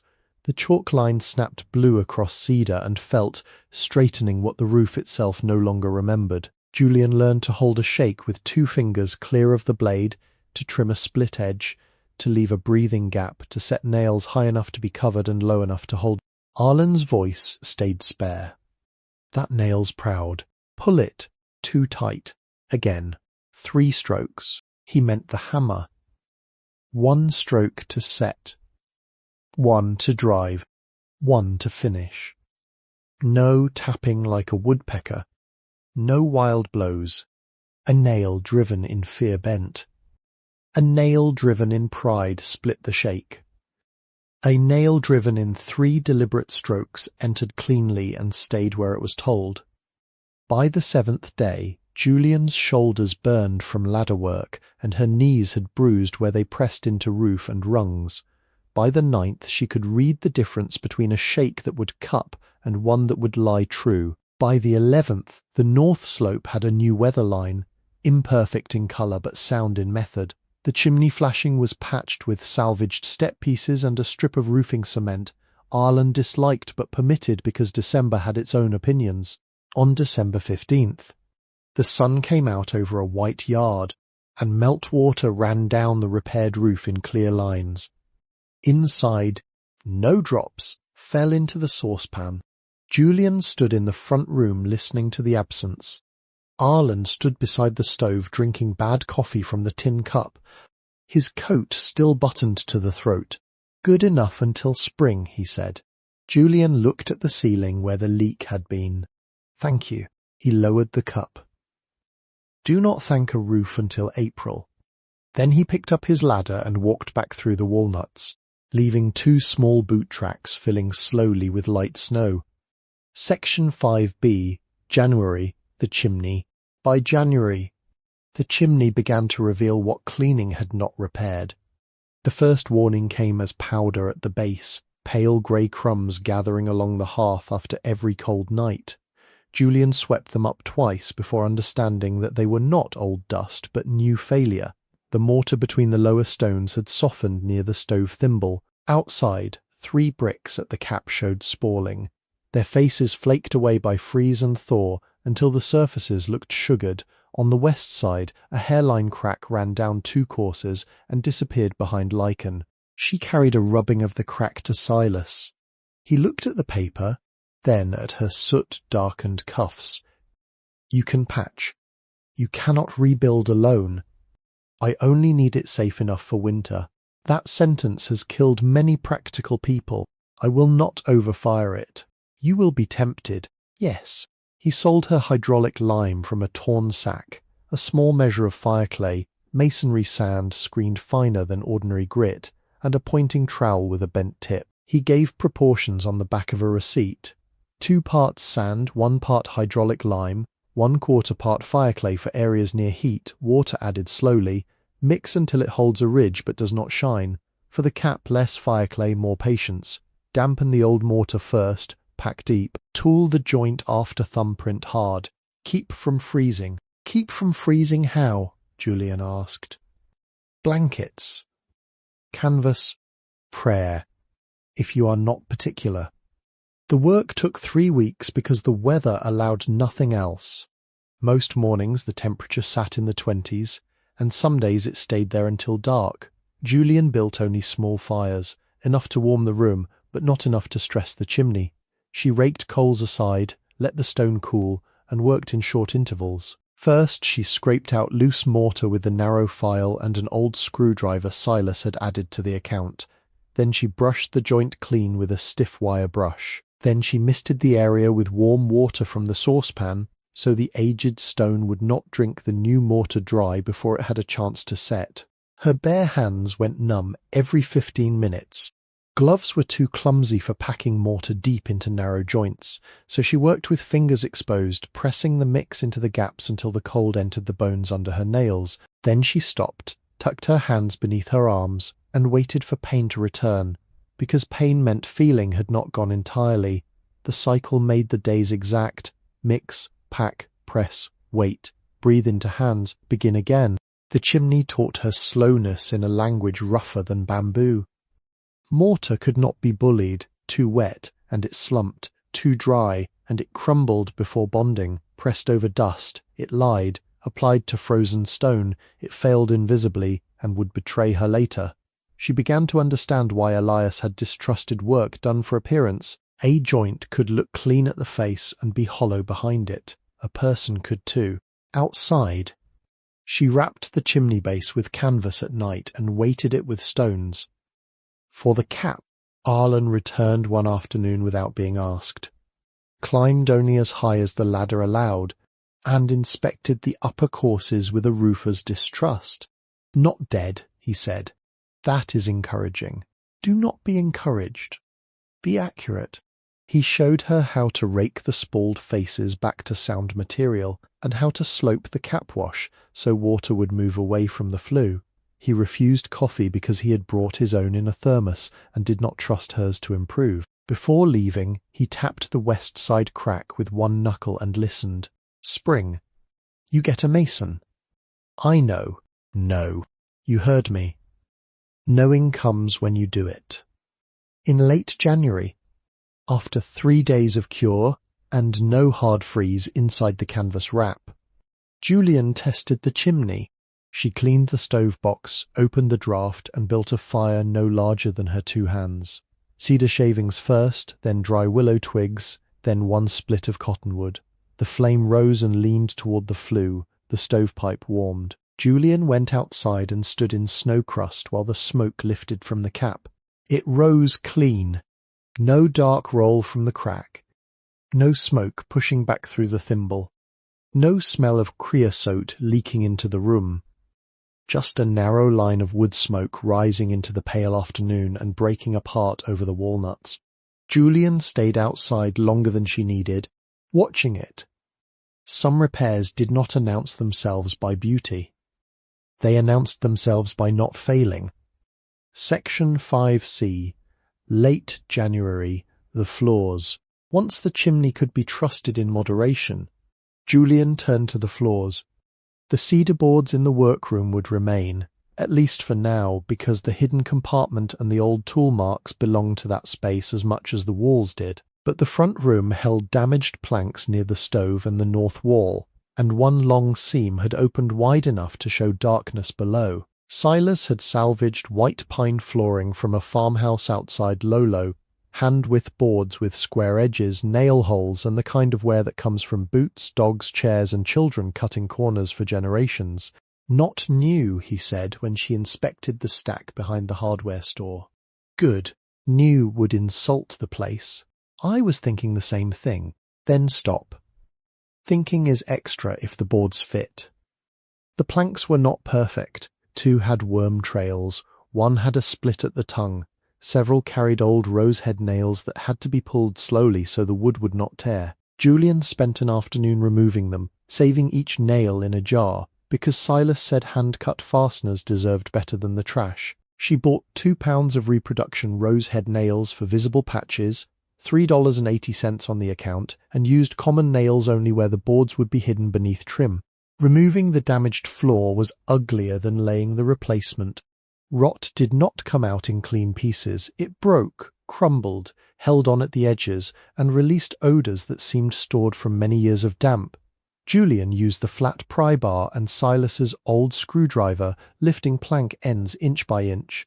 Beneath the stove, she found one joist stained but not gone. Near the north wall, she found a worse place and sistered a short support from scrap, remembering Arlen's lesson and his contempt for half-fastened hope. The white pine went down over 3 days. She chose boards by grain and wear, placing darker ones near the old traffic path and paler ones along the wall.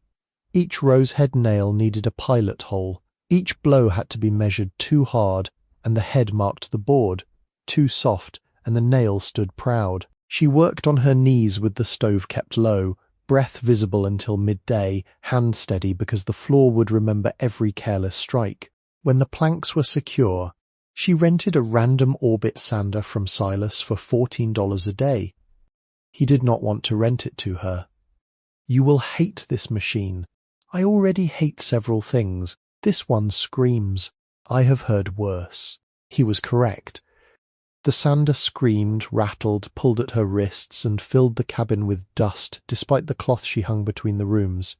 Julian wore a rag over her mouth and tied another over her hair. She began with 80 grit, enough to level ridges and take down splinters without erasing the history entirely. The machine bucked over uneven seams. She learned to keep it moving, never letting the disc sit long enough to dig a hollow. Dust gathered on the windowsill, on the stove, in the cracks of her sleeves. After the first pass, the floor looked raw and pale, almost wounded.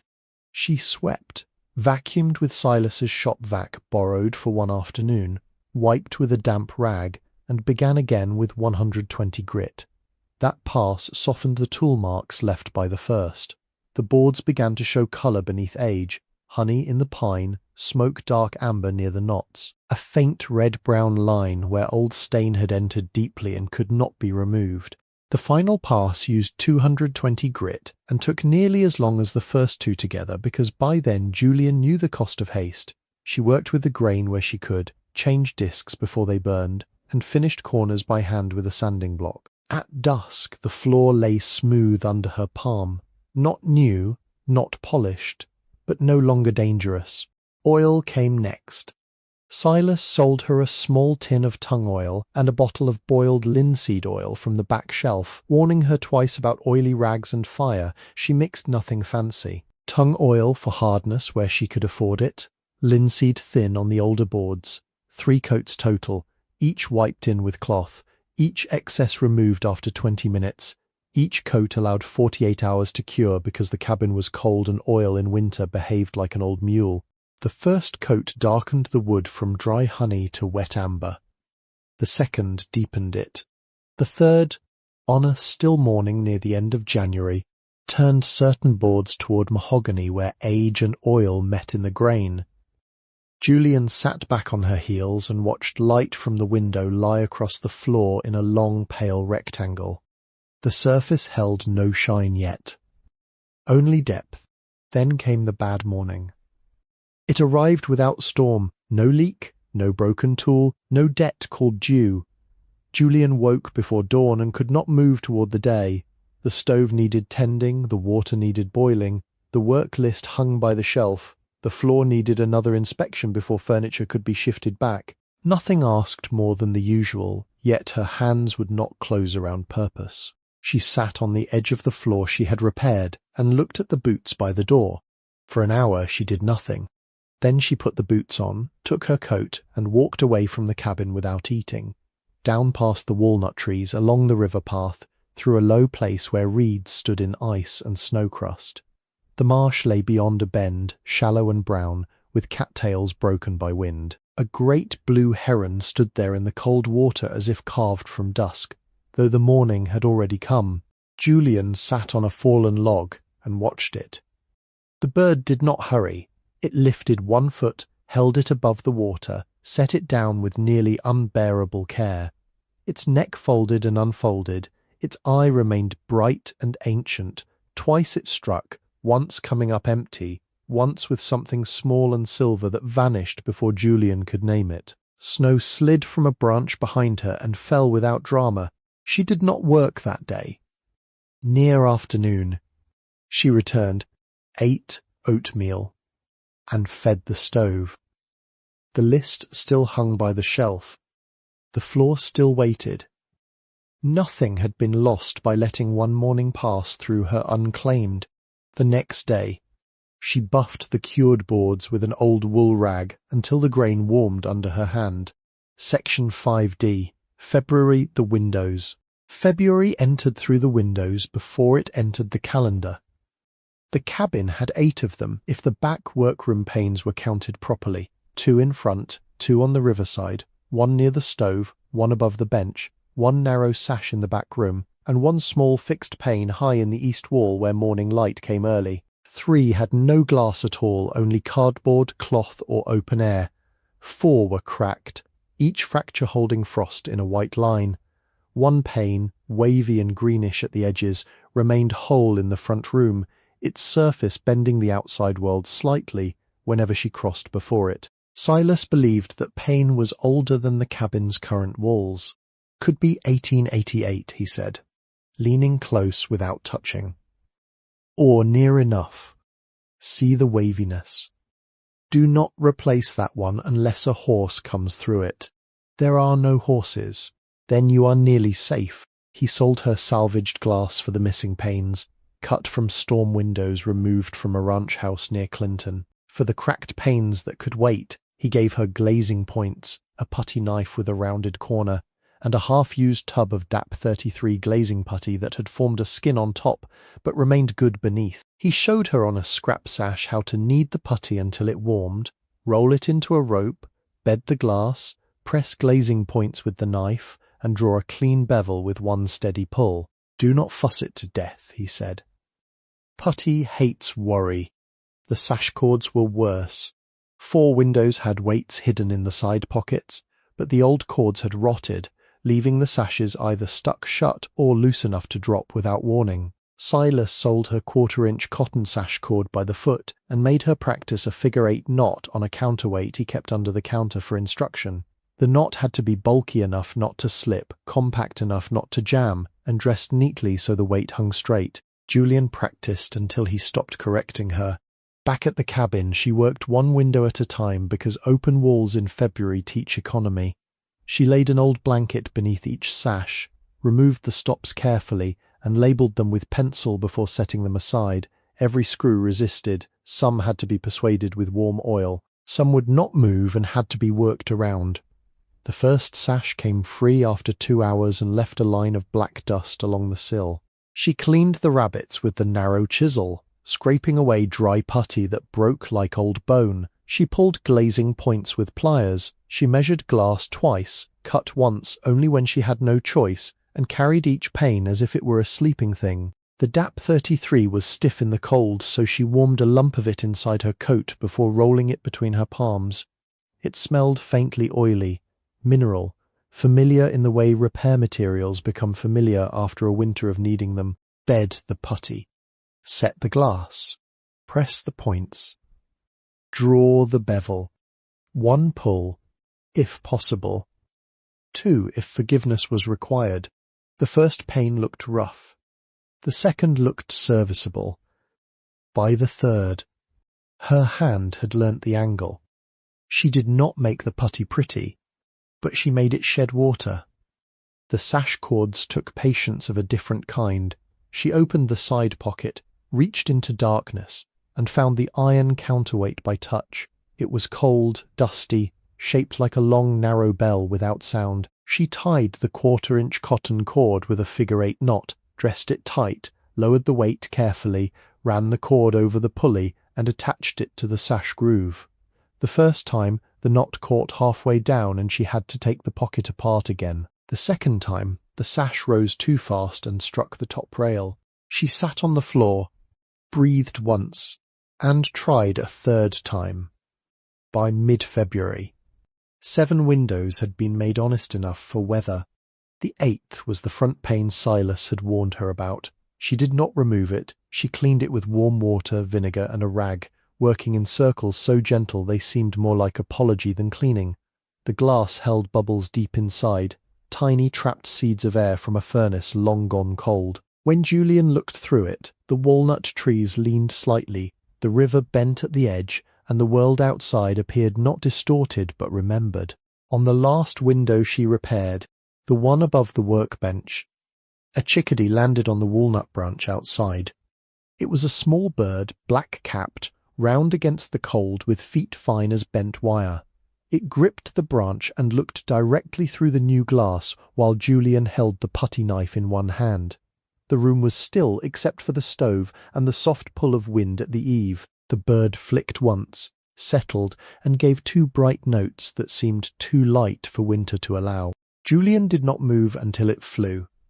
Only then did she draw the final bevel, smooth it with the knife's edge, and set the sash back into its frame. When she lowered it, the cords took the weight cleanly. The window stayed where she left it, neither falling nor fighting. Outside, the chickadee moved among the walnut twigs. Inside, the workbench held a square of clear February light. The house was patient. So was she. Section 5E, late February, the plaster. By late February, the walls began asking for their own repair.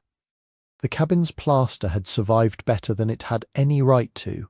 Behind the visible surface was hand-split oak lath, each strip uneven, each nail dark with age, and in the brown undercoat Julian found horsehair still holding where lesser work would have turned to powder. The old plaster had been laid by hands that understood pressure.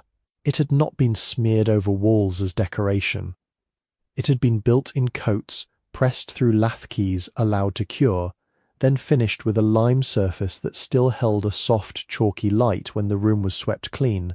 Only 3 patches had failed badly. All were near the chimney. Heat and damp had done their slow argument there for decades. One place beside the stove had cracked in a spider pattern wide enough for Julian to see the lath behind it. Another, higher up, had bellied out from the wall and sounded hollow when tapped. The third had fallen entirely, leaving a ragged oval where the brown coat had crumbled away, and the split oak showed through like ribs. Silas came to look and brought with him a paper sack from the 1950s, folded twice and tied with twine. "My father saved everything," he said. Some of it was worth saving. Inside was clean horsehair, coarse and dark, packed in a way that smelled faintly of dust, barn loft, and time. He gave her lime sand, a little gauging plaster for the finish coat, and more warnings than materials. Old walls wanted dampening, new plaster wanted something to grip. The scratch coat had to be pressed through the lath, not laid politely on the face. The brown coat should be thicker, nearly 3/8 of an inch, left rough and level, then cured at least 72 hours before the finish. The last coat, 1/8 inch or less, should be worked only until closed, not polished into vanity. Julian wrote it all down. The first day was demolition, though the word felt too proud for what she did. She loosened the failed plaster with a putty knife and caught pieces in a box so they would not shatter across the floor she had oiled. The sound of plaster dropping was a dry, final sound. She cleaned the edges back to firm material, undercutting slightly so the new work would lock in. The lath behind the chimney was dark but not rotten. She brushed it clean, misted it with warm water, and waited until the wood no longer drank greedily. The scratch coat was rough work. 2 parts sand to 1 part lime. Horsehair teased apart and folded through until the mix held together in fibrous clumps. Julian pressed it into the lath with a steel trowel, forcing the plaster through the gaps so keys formed behind the strips. It resisted at first, falling in wet lumps onto the drop cloth, sticking to her sleeves, drying on her wrists. She learned the angle by failing. Load the trowel, press upward, push through, pull back, score the face while still soft with shallow diagonal lines so the next coat would have teeth. The cabin smelled of wet lime for 2 days. The brown coat came after the scratch had firmed, not dry, not soft, thumbprint hard as Silas had said. She mixed it a little richer, still with hair, and brought the wall plane out to meet the surrounding surface. 3/8 of an inch sounded thin, until she tried to hold it vertical on a cold wall. She worked from bottom to top, then ruled it off with a straight scrap of pine. Low places showed immediately. High places had to be shaved before they stiffened. No part of it forgave distraction. For 72 hours, she kept the patches from freezing. At night, she burned small, steady fires. In the morning, she misted the plaster lightly so it would cure, not merely dry. By then, she had begun speaking to the walls in single words, not because she expected an answer, but because winter had made silence too full of listening. "Hold," she said once, pressing a corner back into shape. And it did. The finished coat was almost delicate. Lime, fine sand, a little gauging plaster, worked to the consistency of thick cream. She laid it thin, 1/8 of an inch, feathering into the old surface with the heel of the trowel. The new patches dried lighter at first, then settled toward the colour of the aged walls, not matching, never pretending to match, but belonging by honesty rather than disguise. When the last patch had firmed, Julian stood beside the stove and ran her fingers near, not over, the repaired place. "These patches will hold another 100 years. The words entered the room quietly. They were not a boast. They were a promise made to lime, horsehair, oak lath, and whoever might one day stand there wondering who had cared enough to do the hidden part well. Section 5F. Doris Caleb, Reverend Boyd. Doris Keene owned Kettle and Thread Cafe, and for 3 months Julian knew her first only by the fogged windows and the smell of coffee she had been too hungry to enter. Doris was a compact woman with grey hair cut blunt at her jaw, forearms strong from lifting soup pots, and eyes that had learned to move across a room while appearing not to. Her cafe held 6 tables, a counter with chrome stools, a glass case of pies and a mending basket near the register where customers left torn cuffs, split seams and missing buttons with handwritten notes. The walls were covered not with decorations bought for atmosphere, but with ordinary survivals, a child's drawing of a trout, a black and white photograph of the flood of 1964, a calendar from a seed company, a shelf of mugs brought by people who had died and were still expected, somehow, to return for coffee. Julian first met her properly on a morning when wind drove sleet sideways across the road, and the yellow dog had taken shelter under the cafe awning. She had stopped to tie her boot, and Doris opened the door without introduction. "You can tie that inside." Julian looked up from the wet sidewalk. "I'm all right." That was not the offer. Inside, the cafe smelled of yeast rolls, coffee, onion and wool, drying on chair backs. Doris pointed to a mat by the door, then to a stool near the radiator. She did not ask for Julian's story. She set a chipped bowl of potato soup on the counter and placed beside it 2 heel slices of bread with butter already melting into them. "I cannot pay today," Julian said. "Then do not pay today." The sentence might have come from Silas, but Doris said it with less gravel and more finality. After that, paper bags began appearing on the cabin stoop every few days. The first held 2 biscuits, an onion, a jar of soup, and 3 tea bags folded in wax paper. The second held a heel of ham, a bruised pear, and a small square of cornbread. The third held candles, 2 potatoes, and a note written on a cafe order slip. Payment accepted in candles when the shop reopens. Julian carried the note inside and set it on the shelf beside Ruth's candle. When she tried to return the empty jars with money from one of the coins, Doris held up one hand without looking away from the pie she was slicing. "No, I can now. No, I owe you. Yes." Julian waited. Doris slid the slice of pie onto a plate. Owing is not always a debt. Sometimes it is a rope. Do not cut it because you are embarrassed. Julian looked down at the jar lids in her hands. "Candles," Doris said. "When you open, it may be years. I have waited for worse things." So Julian saved the jars, washed them clean, and placed them upside down on the workbench, where they caught light like small promises with no hurry in them. Caleb Morris came on a Schwinn bicycle the colour of chipped red paint. He was 16, though his height made him look younger when seated and older when standing. He had a narrow face, black hair that fell into his eyes, and a manner so shy it could be mistaken for suspicion. The first time Julian saw him, he was coasting down the walnut path with a splitting maul balanced across the handlebars and a canvas school bag bouncing against his hip. He braked too hard at the stoop, put one foot down and stared at the cabin as if expecting it to correct him. "My mother said," he began, then stopped. Julian waited from the doorway. "She said you might need wood split." "I do." He nodded once, relieved by the existence of a simple sentence. "I can do it. I can pay." He shook his head before she finished. "My mother said." "About your grandfather?" "He was not exactly my grandfather. My mother said that too." Caleb's mother, it turned out, had been a girl who once broke the tip of her father's fly rod by closing it in a station wagon door.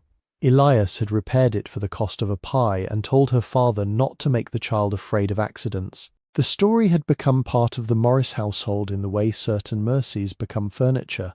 No one sat down and named them often, but everyone knew where they stood. Caleb split wood with concentration rather than force. The maul looked too heavy for him until he found a rhythm. Set the round, read the check, lift, drop through, not onto.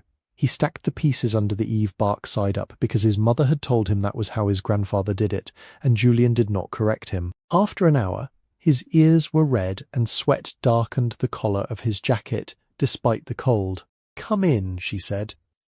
"Warm your hands."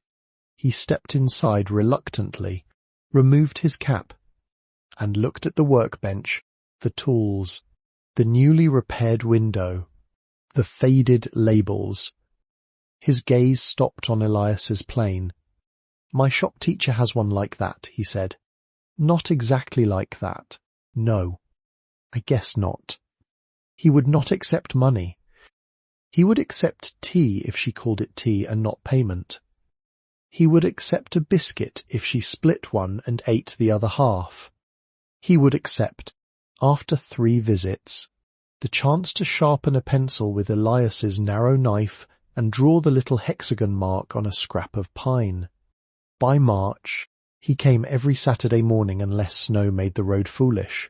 He split wood, carried water, hauled broken plaster to the brush pile, and asked questions that began as practical and became less so. How can grass become a fishing rod? Why 6 sides? Why silk instead of nylon? Why keep a cracked pane? Why not sell the place to someone with money and buy a trailer with heat that worked every time? Julian answered only what she could answer honestly, because heat is not the only kind of warmth. Caleb considered that and looked embarrassed for both of them. Reverend Boyd never entered the cabin. He was a tall, thin man in a black coat gone green at the seams, with a brown felt hat and a silver beard that narrowed to a point. Every morning, or near enough to feel like every morning, he walked the road past the walnut path with his hands folded behind him. Sometimes he carried a walking stick, sometimes he carried nothing. He did not pause at first. He only tipped his hat when he saw Julian at the stoop, and she lifted one hand in return. Silas told her the Reverend was retired, though nobody in town believed retired clergy ever fully ceased their work.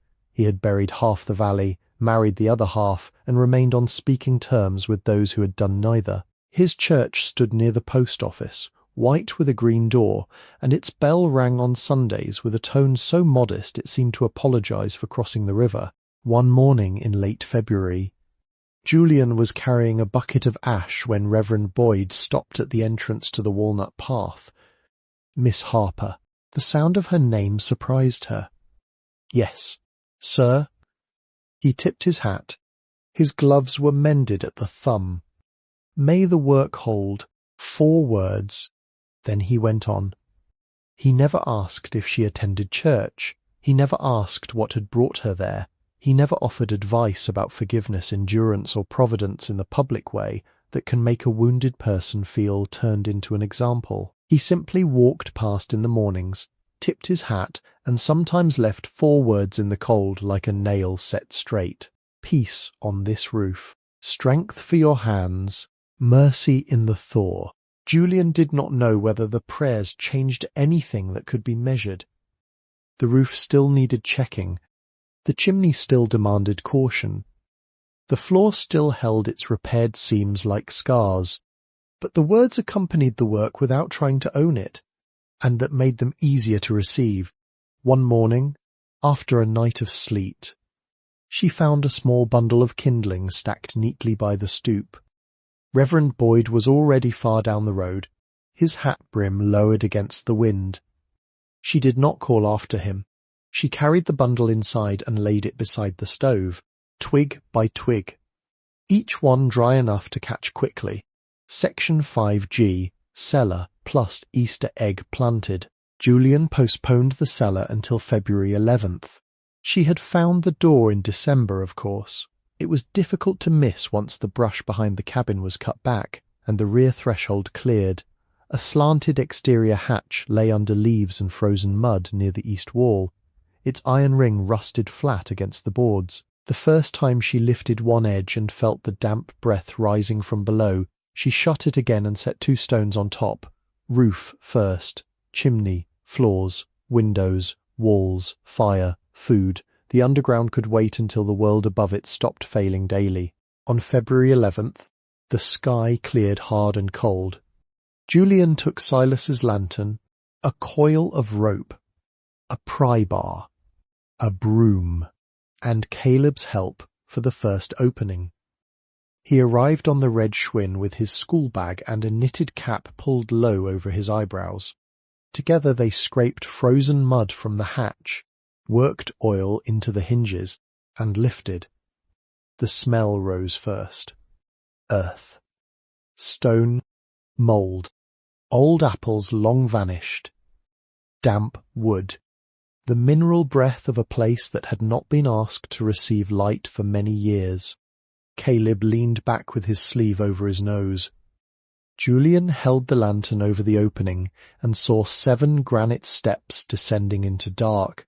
"Stay up here," she said. Caleb looked relieved and offended at once. "I can help." "You are helping by staying where someone can pull the rope." He accepted that because it sounded like a task. Julian tied the rope around her waist, gave the other end to Caleb, and stepped down slowly. The granite steps were narrow, worn at the centre, and wet along the edges but sound. 7 steps took her below the frost line and into a room larger than she expected. The cellar measured roughly 12 by 15 feet, with a fieldstone floor laid in irregular pieces and walls of stacked stone mortared tight in some places and dry in others. Shelves lined the north wall, bowed but standing. A row of empty crocks sat beneath them. A broken crate in one corner had collapsed around mouse-chewed paper. Spiderwebs hung thick near the joists. At the centre of the floor lay a single dressed granite slab. It did not belong to the rest of the stones. The fieldstone around it was rough, shaped only enough to lie flat. This slab had been cut square and dressed smooth on top, 3 feet long, 2 feet wide, its edges true enough to show a mason's line. In the centre was carved the hexagon mark, deeper and cleaner than the one on the back threshold stone. Around the mark, faint but visible in lantern light, were 6 small notches, one at each side, like positions waiting for a tool or key. Julian stood over it for a long while. The pry bar in her hand seemed to grow heavier. From above, Caleb called, "You all right?" "Yes." "What is down there?" "Stone. That is a cellar. One stone in particular. Should I come look?" "No." She did not lift it. Every part of the winter had taught her that some discoveries arrive before the strength required to answer them. The slab was not a hazard. It did not block food, fire, or safety. It could wait. She brushed dust from the carved mark with 2 fingers and felt the edges hold cold. "Not yet," she said. The cellar yielded ordinary things after that, and ordinary things were welcome. 3 canning jars unbroken, a rusted hand fork, a coil of wire, 2 stoneware jugs with corks long dried to powder, a stack of split kindling so dry it seemed miraculous. Caleb lowered a bucket on the rope, and Julian filled it with salvage. Up and down, bucket by bucket, the cellar entered the living world again. On the stairs going up, her boot struck something that did not sound like stone. The 3rd step from the top had a shadow beneath its overhang, and wedged there, invisible when descending, was a small oak box no longer than her hand. It had been pressed into the angle between tread and riser, held by a sliver of wood gone black with age. Julian worked it free with the narrow end of the pry bar and carried it outside before opening it. Caleb stood close enough to see, but not close enough to touch. The box had no lock, only a brass hook and eye, green with tarnish. Inside lay a key and a photograph. The key was brass, darkened nearly brown, with a long plain shaft and a bow shaped like the little hexagon mark. Not a perfect hexagon, but 6-sided, hand-filed, one side slightly longer than the others. Its teeth were unusual, cut deep in 2 places, shallow in 3. Julian turned it in the winter light and felt the old metal warm slowly in her palm. The photograph was a tintype, small, its surface dark until tilted. A young woman stood before the cabin in summer, when the porch was straight, the roof whole, and the sign above the door fresh enough to read clearly. She wore a long skirt, a white blouse, and an apron darkened at the waist. Her hair was pinned back, but loose strands had escaped around her face. In one hand she held a bamboo plane, in the other a strip of cane. She looked directly at the camera. Caleb made a small sound. Julian did not ask why. She knew. The face was not hers exactly, the jaw narrower, the eyes perhaps lighter, the mouth firmer with the stillness required by old cameras, but resemblance moved through the image like water under ice, the tilt of the head, the set of the shoulders, the way the hand held the tool not for display, but because it knew the weight. On the back, in faded ink, someone had written, "Clara Baird, daughter of Matthew Elias Baird, age 25, summer of 1903. Julian read it once, then handed it carefully to Caleb. He looked at the photograph and then at her. "That is strange," he said. "Yes. Good strange or bad strange?" Julian watched the walnut branches move against the pale sky. Old strange. Caleb accepted that with the seriousness of a boy who had learned that not all answers came in the size requested. Inside, Julian set the brass key on the mantel above the stove, where it lay beside Ruth's candle and the silver $half. It did not fit any lock, she knew. Not the front door, not the cellar hatch, not the tin box, not the old desk drawer, which had no lock at all. Its purpose remained closed, the tintype she placed on the workbench beneath the repaired window. In the photograph, Clara Baird stood in summer light outside the same cottage Julian had entered in snow and hunger, holding a tool of the trade as if holding it were as ordinary as breathing. The young woman's face did not comfort Julian. Comfort was too simple a word. It steadied the air. There had been daughters before her. There might be daughters after. The granite slab waited below. The key waited above the stove. Julian let them both wait. Section 5H. March-April. Spring arrives. Snow did not leave all at once. It retreated first from the south side of the cabin, drawing back from the stones and exposing flattened grass the colour of old rope. Then it loosened around the walnut trunks, leaving dark circles at their bases. Then the road softened into mud, and the yellow dog at the feed store began sleeping in the sun rather than under the awning. By March, the creek beyond the marsh ran loud with snowmelt, brown and quick, carrying twigs, foam, and the occasional torn leaf that had spent winter under ice. The Clark Fork changed its voice. All winter it had spoken low, steady, almost beneath hearing. With the thaw it grew muscular and bright, pushing hard against stones, lifting along the banks, tugging at willow roots. Julian stood each morning at the back of the cabin and watched the water rise by inches. Ruth's notebook remained on the workbench, closed more often than open. The coordinates inside had begun to feel less like places to visit and more like confidences to grow worthy of keeping. In the walnuts, catkins appeared, small and greenish, hanging like quiet punctuation from the dark branches. Chickadees came more often. A robin arrived too early and looked offended by the lingering cold. Mud clung to Julian's boots, to the stoop, to the hem of her skirt. The cabin smelled different now, less of old damp, more of lime curing, clean ash, oiled wood, wool and river air moving through windows that opened without falling. People asked when she would begin making rods.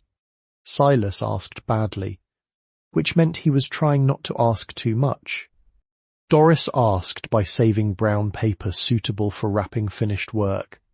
Caleb asked directly because youth sometimes gives honesty permission that age has misplaced. You have the tools now. I have some tools. You know how. I know pieces. That is more than most. It is not enough. He frowned at the workbench, where the Tonkin colms lay on padded blocks, cleaned and waiting. Julian ran one hand lightly over the enamel of a cane section. The bamboo held a faint gloss even after years hidden below the floor. It looked ready. That was part of the danger. Some materials, like some people, can appear prepared simply because they have survived. I will not begin this spring, she said. Caleb looked disappointed but tried to hide it. Why not? Because hunger is a poor teacher for finished work. So is proving something. He thought about that. What will you do? Order proper materials with 1 coin. Practice on small samples. Ruin scraps until my hands stop trying to hurry. She did spend 1 coin in March. Not the $50 from the mantel and not any of the paper money. She chose a worn mercury dime from the cloth purse, carried it to Missoula in a borrowed ride from Doris's cousin, and took it to a coin dealer who looked at it under a glass and gave her more than 10 cents but less than legend. With that modest money and a little dishwashing at the cafe, she ordered new silk, fresh spar varnish, cork rings, hide glue, resorcinol, and a modern thermometer she could compare against the brass one. When the package arrived at the post office, Marion Bell's directions still folded in her coat pocket, Julian signed for it with a steadier hand. She practiced on broken cane first, splitting, heating, straightening nodes, planning to rough triangles, binding 6 useless strips together just to see whether they agreed. Most did not. One twisted. One split at a node, one came out too thin because she had leaned on the plane the way anxiety leans on a day. She wrote the failures down in a notebook of her own, not to punish herself, but because honest mistakes deserved records if they were going to become instruction. April brought softer mornings. The windows opened, the plaster dried pale, the roof shed rain without complaint. Julian cleaned the sign above the door with a soft brush and water, removing lichen from the letters but not repainting them yet. Baird daughters remained faint but legible, that seemed right. A name returned from forgetting should not be made loud too quickly. On the last evening of April, she sat on the stoop with a cup of tea from Doris's paper bag and watched the river carry sunset in broken pieces. Caleb's split wood was stacked under the eave. Reverend Boyd's morning words still seemed to rest somewhere near the path. Silas's account ledger held numbers Julian intended to answer carefully. Ruth's letter lay wrapped inside the tin. Clara's tintype watched the workbench from under clean glass. The brass key sat on the mantel, catching the last light without explaining itself. The house was patient. So was she. 2 winters later, in December 2024, Julian finished the first rod worth signing. Not the first rod she had attempted. That one had delaminated at the mid-under stress because she had trusted a glue line she should have rejected. Not the second, whose tip carried a permanent set after heat treating because the cane had held moisture in the nodes. Not the third, which cast well enough to tempt pride until a ferrule fit clicked under load and taught her that sound is a form of truth. She kept those failures on a rack above the bench, labelled by date and defect, because hiding bad work is how bad work becomes tradition. The rod completed in December was 7 feet and 3 inches, a 4-weight 2-piece, built from flamed Tonkin cane selected not for perfection but for agreement. 6 strips, staggered nodes, slow taper, olive silk wraps tipped in faded gold. Not bright, not decorative beyond usefulness. Nickel silver ferrules fitted until the slide made a soft sigh and held without force. Cork grip shaped by hand, fuller near the palm because her own hand, and perhaps another hand after hers, needed kindness more than fashion. 3 coats of spar varnish, each cured in a cabinet she had built from salvaged window glass, cheesecloth, and a small bulb that kept the temperature steady enough for winter work. She signed it on the butt section in brown ink so small it could be missed. J. Harper, Baird Daughters, 2024. Then she hung it from the ceiling hook above the stove, not because it was finished forever, but because varnish deserved time before applause, even when there was no one in the room inclined to give it. The cabin had become a different place by then, though it had not become grand. Grandness would have embarrassed it. The roof held tight under snow, the chimney, rebuilt properly by a mason the previous summer with Arlen supervising from a folding chair and criticizing every joint, drew clean. The white pine floor carried boot marks, chair marks, and one small crescent scar from the day. Caleb dropped the splitting maul handle first and stood horrified until Julian told him floors were not altars. The plaster patches had cured into the walls and no longer called attention to themselves. The old front pane still bent the walnut trees at the edges. The workbench had been levelled, oiled, and left scarred. Above it hung Elias's plane, Ruth's taper copy, the brass depth gauge, 2 new planes, 3 old ones, and a row of silk thread that made quiet colour in winter light. The front room held a narrow bed built from salvaged pine, a table now repaired without the river stone, 2 chairs sound enough to trust, and a shelf for books that had grown slowly through gifts and thrift stores. Home repair for rural structures sat beside rodmaking manuals, a Montana field guide, a hymnal left by Reverend Boyd, and a notebook labelled Failures Worth Keeping. Doris's jars lined a shelf near the stove, filled with tea, oats, beans, nails, and once, during a hard week, lemon drops. The money remained mostly where Ruth had hidden it. That fact mattered. It would have been easy, after the first fear passed, to imagine uses for every bill. Heat with a switch, a truck with no rust, new clothes, a proper bed sooner, a phone that worked, a lawyer to look backward, a room in town where no wind entered under a door. Julian allowed herself to imagine those things because pretending not to want comfort is only another form of pride. Then she returned the stacks to the tube, wrapped them again, and used what the letter had permitted. Roof, fire, tools from rust, a body fed enough to continue. Only 3 coins had been spent by the second winter. The dime that bought practice supplies, a worn $50, sold to pay the mason's deposit, until the man learned the story from Silas and cut the fee in half without admitting it. A Morgan dollar, exchanged quietly to replace the stovepipe and buy proper flashing after the spring inspection proved Arlen had been right to distrust December repairs. Everything else stayed sealed for the next one, whoever that might be. Julian wrote the amount and location in her own letter but did not count the cachet aloud again. Some numbers become smaller when they are made to perform. The brass key waited longer than any of them expected. All through the first winter after she found it. Julian tried it nowhere. In spring, Caleb tried to guess with the solemn determination of a boy facing a locked box in a story. He examined the cellar hatch, the old desk, the back door, the tin, the cabinet, even the iron ring on the well cover. Nothing. Silas held it once under the hardware store lamp and said it was old work, hand-filed, likely made for a lock that did not travel far from the maker. Doris said keys knew their own hour. Reverend Boyd said nothing, but when he saw it on the mantel, he tipped his hat to it, which seemed nearly the same. The answer came in the 2nd December, after the first completed rod had been hung to cure and snow lay over the walnut roots. Caleb, now taller by several inches and too proud to mention it, was helping carry split wood when he stopped beneath the large walnut behind the cabin. The horseshoe had been swallowed deeper by bark, but below it, where snow had melted and refrozen in a narrow seam, a patch of trunk showed an odd straight edge. "Julian," he called. She came around the corner with gloves on and a stick of wood against her hip. He brushed snow away with his sleeve. Beneath the horseshoe, almost hidden by bark growth, was a brass plate set into the trunk itself. The tree had grown around it, holding it fast, but not entirely covering it. At the center of the plate was a keyhole dark as a seed. Julian went inside and took the key from the mantel.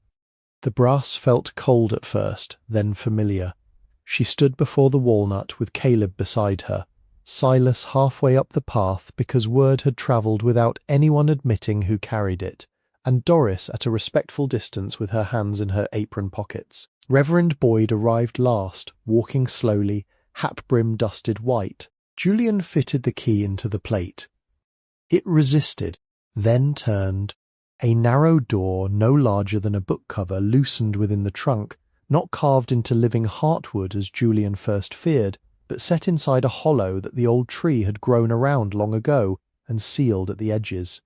Inside was a metal box wrapped in oilcloth. The hinges had rusted, but the latch opened after Silas worked it with a drop of oil and the patience of a man who knew when not to speak. The box held a folded flag and a note. The flag had 48 stars, its colours muted by time but clean, folded into a tight triangle. Beneath it lay a card wrapped in waxed paper, written in Ruth Adelaide Baird's hand but dated earlier than the letter under the floor. November 11th, 1144. To whoever keeps the shop after me. This flag covered the coffin of Daniel Samuel Baird, United States Navy, returned to us after the Atlantic took him, and the Navy gave back what it could. I could not keep it in the house because grief filled every room then and needed one place outside my reach. The walnut was planted the year he was born. Samuel set the box. I asked him to leave the key where a daughter of the work might find it only after learning to stand. If you open this, do not make a display of it. Carry it once into clean light. Say his name if you know it. If you do not know it, say son. Then fold it again and keep it from damp. The country is large, and sometimes it spends its children carelessly. A small house must do better. Ruth A. Baird. No one spoke for a while. The snow took the silence and made it wider. Caleb removed his cap. Silas looked away toward the river. Doris pressed one hand to her apron, not dramatically, only to hold it still. Reverend Boyd bowed his head. Julian lifted the flag with both hands. The fabric was dry, faintly stiff at the folds and lighter than she expected. She carried it inside, laid it on the table Ruth's family had once used, and opened it enough for light from the old wavy pane to touch the stars.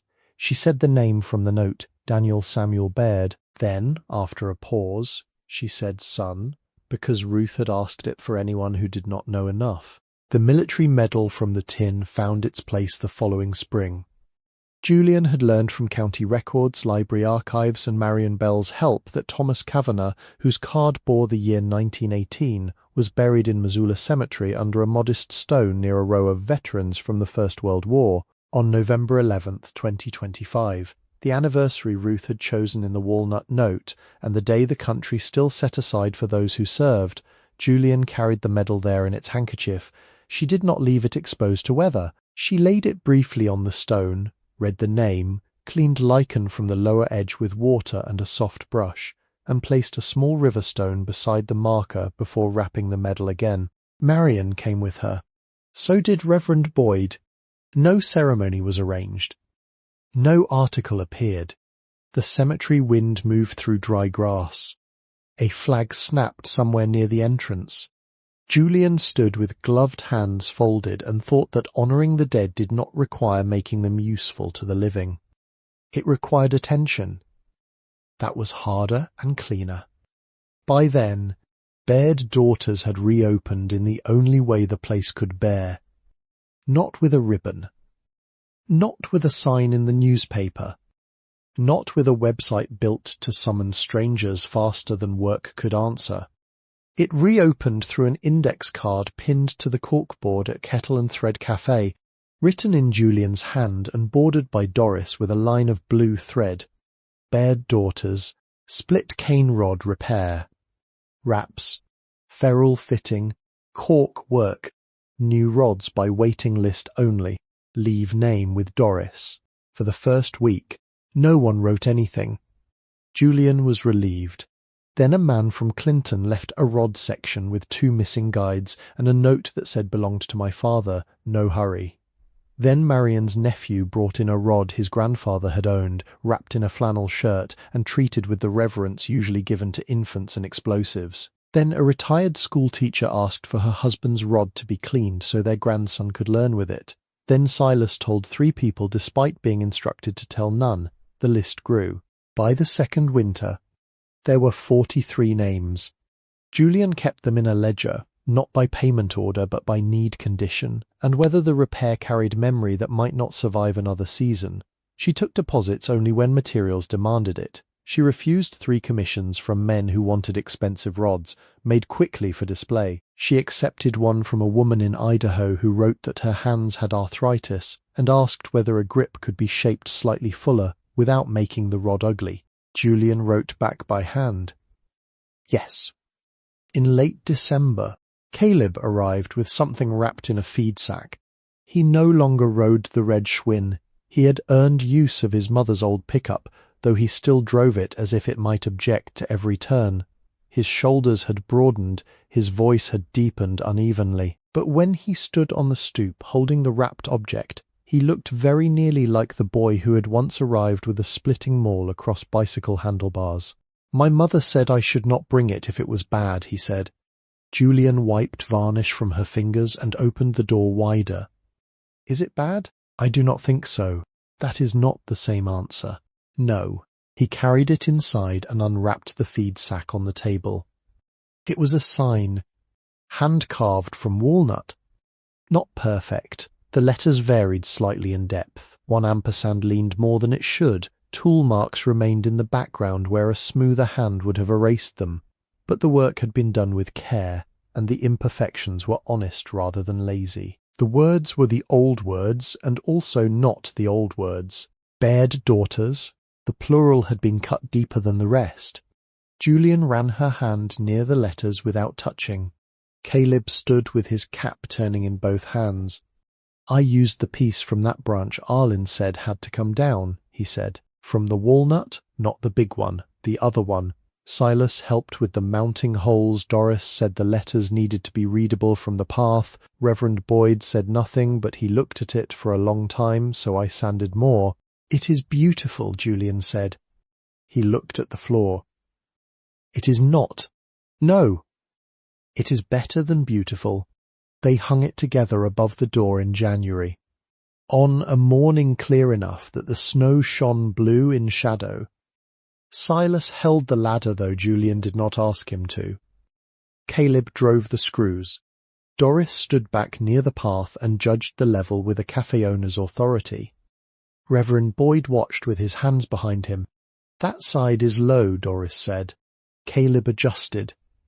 Now the other side is frightened. Silas made a sound that might have been a cough. At last, the sign settled into its place. The old faded sign was not thrown away.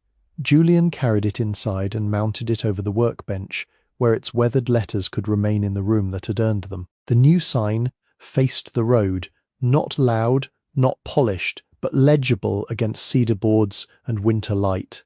The next week, Julian began writing her own letter. She did not know who would read it. That uncertainty steadied her. A letter written to a known person can become persuasion. A letter written to an unknown inheritor must become honest or else fail before it is opened. She used cream paper from Marion, who still kept good stationery in the bottom drawer of her desk for reasons she refused to explain. She sharpened a pencil first and made notes on scrap. Roof repaired, chimney rebuilt, cellar slab not lifted, brass key found, flag returned to light, money mostly intact, coordinates protected, mistakes made in glue, heat, ferrule fit, pride, Caleb's sign, Doris's candles still owed, Silas's account paid in full, though he protested the final $1, Reverend Boyd's 4-word prayers, Arlen's 3-stroke nail. When she was ready, she uncapped a fountain pen Marion had given her from the lost and found box, tested the ink on the edge of an envelope, and wrote the opening words exactly as Ruth had written them. "My dear one, whoever you are." She stopped there for a long time. The stove breathed softly. Snow tapped once against the window and slid down. The first completed rod hung above the bench, varnish cured now, its olive wraps dark and exact. Clara's tintype stood nearby in its frame, the young woman's eyes steady across more than a century. Ruth's candle, shorter now, waited on the shelf. Elias's plane held its place on the wall among older tools, no longer lonely. Julian wrote slowly.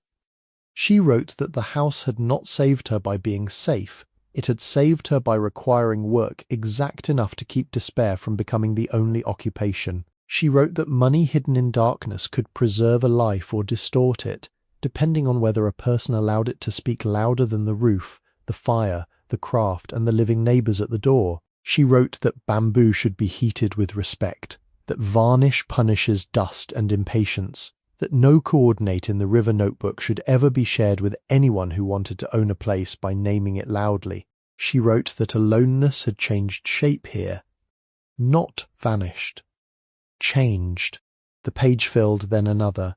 She did not finish the letter that night. Some inheritances should not be written in one sitting. She folded the unfinished pages and placed them in a new envelope, then set the envelope beside Ruth's original in the tin box. One day there would be more to add. The cellar slab still waited below. The key had opened one thing, but not all things.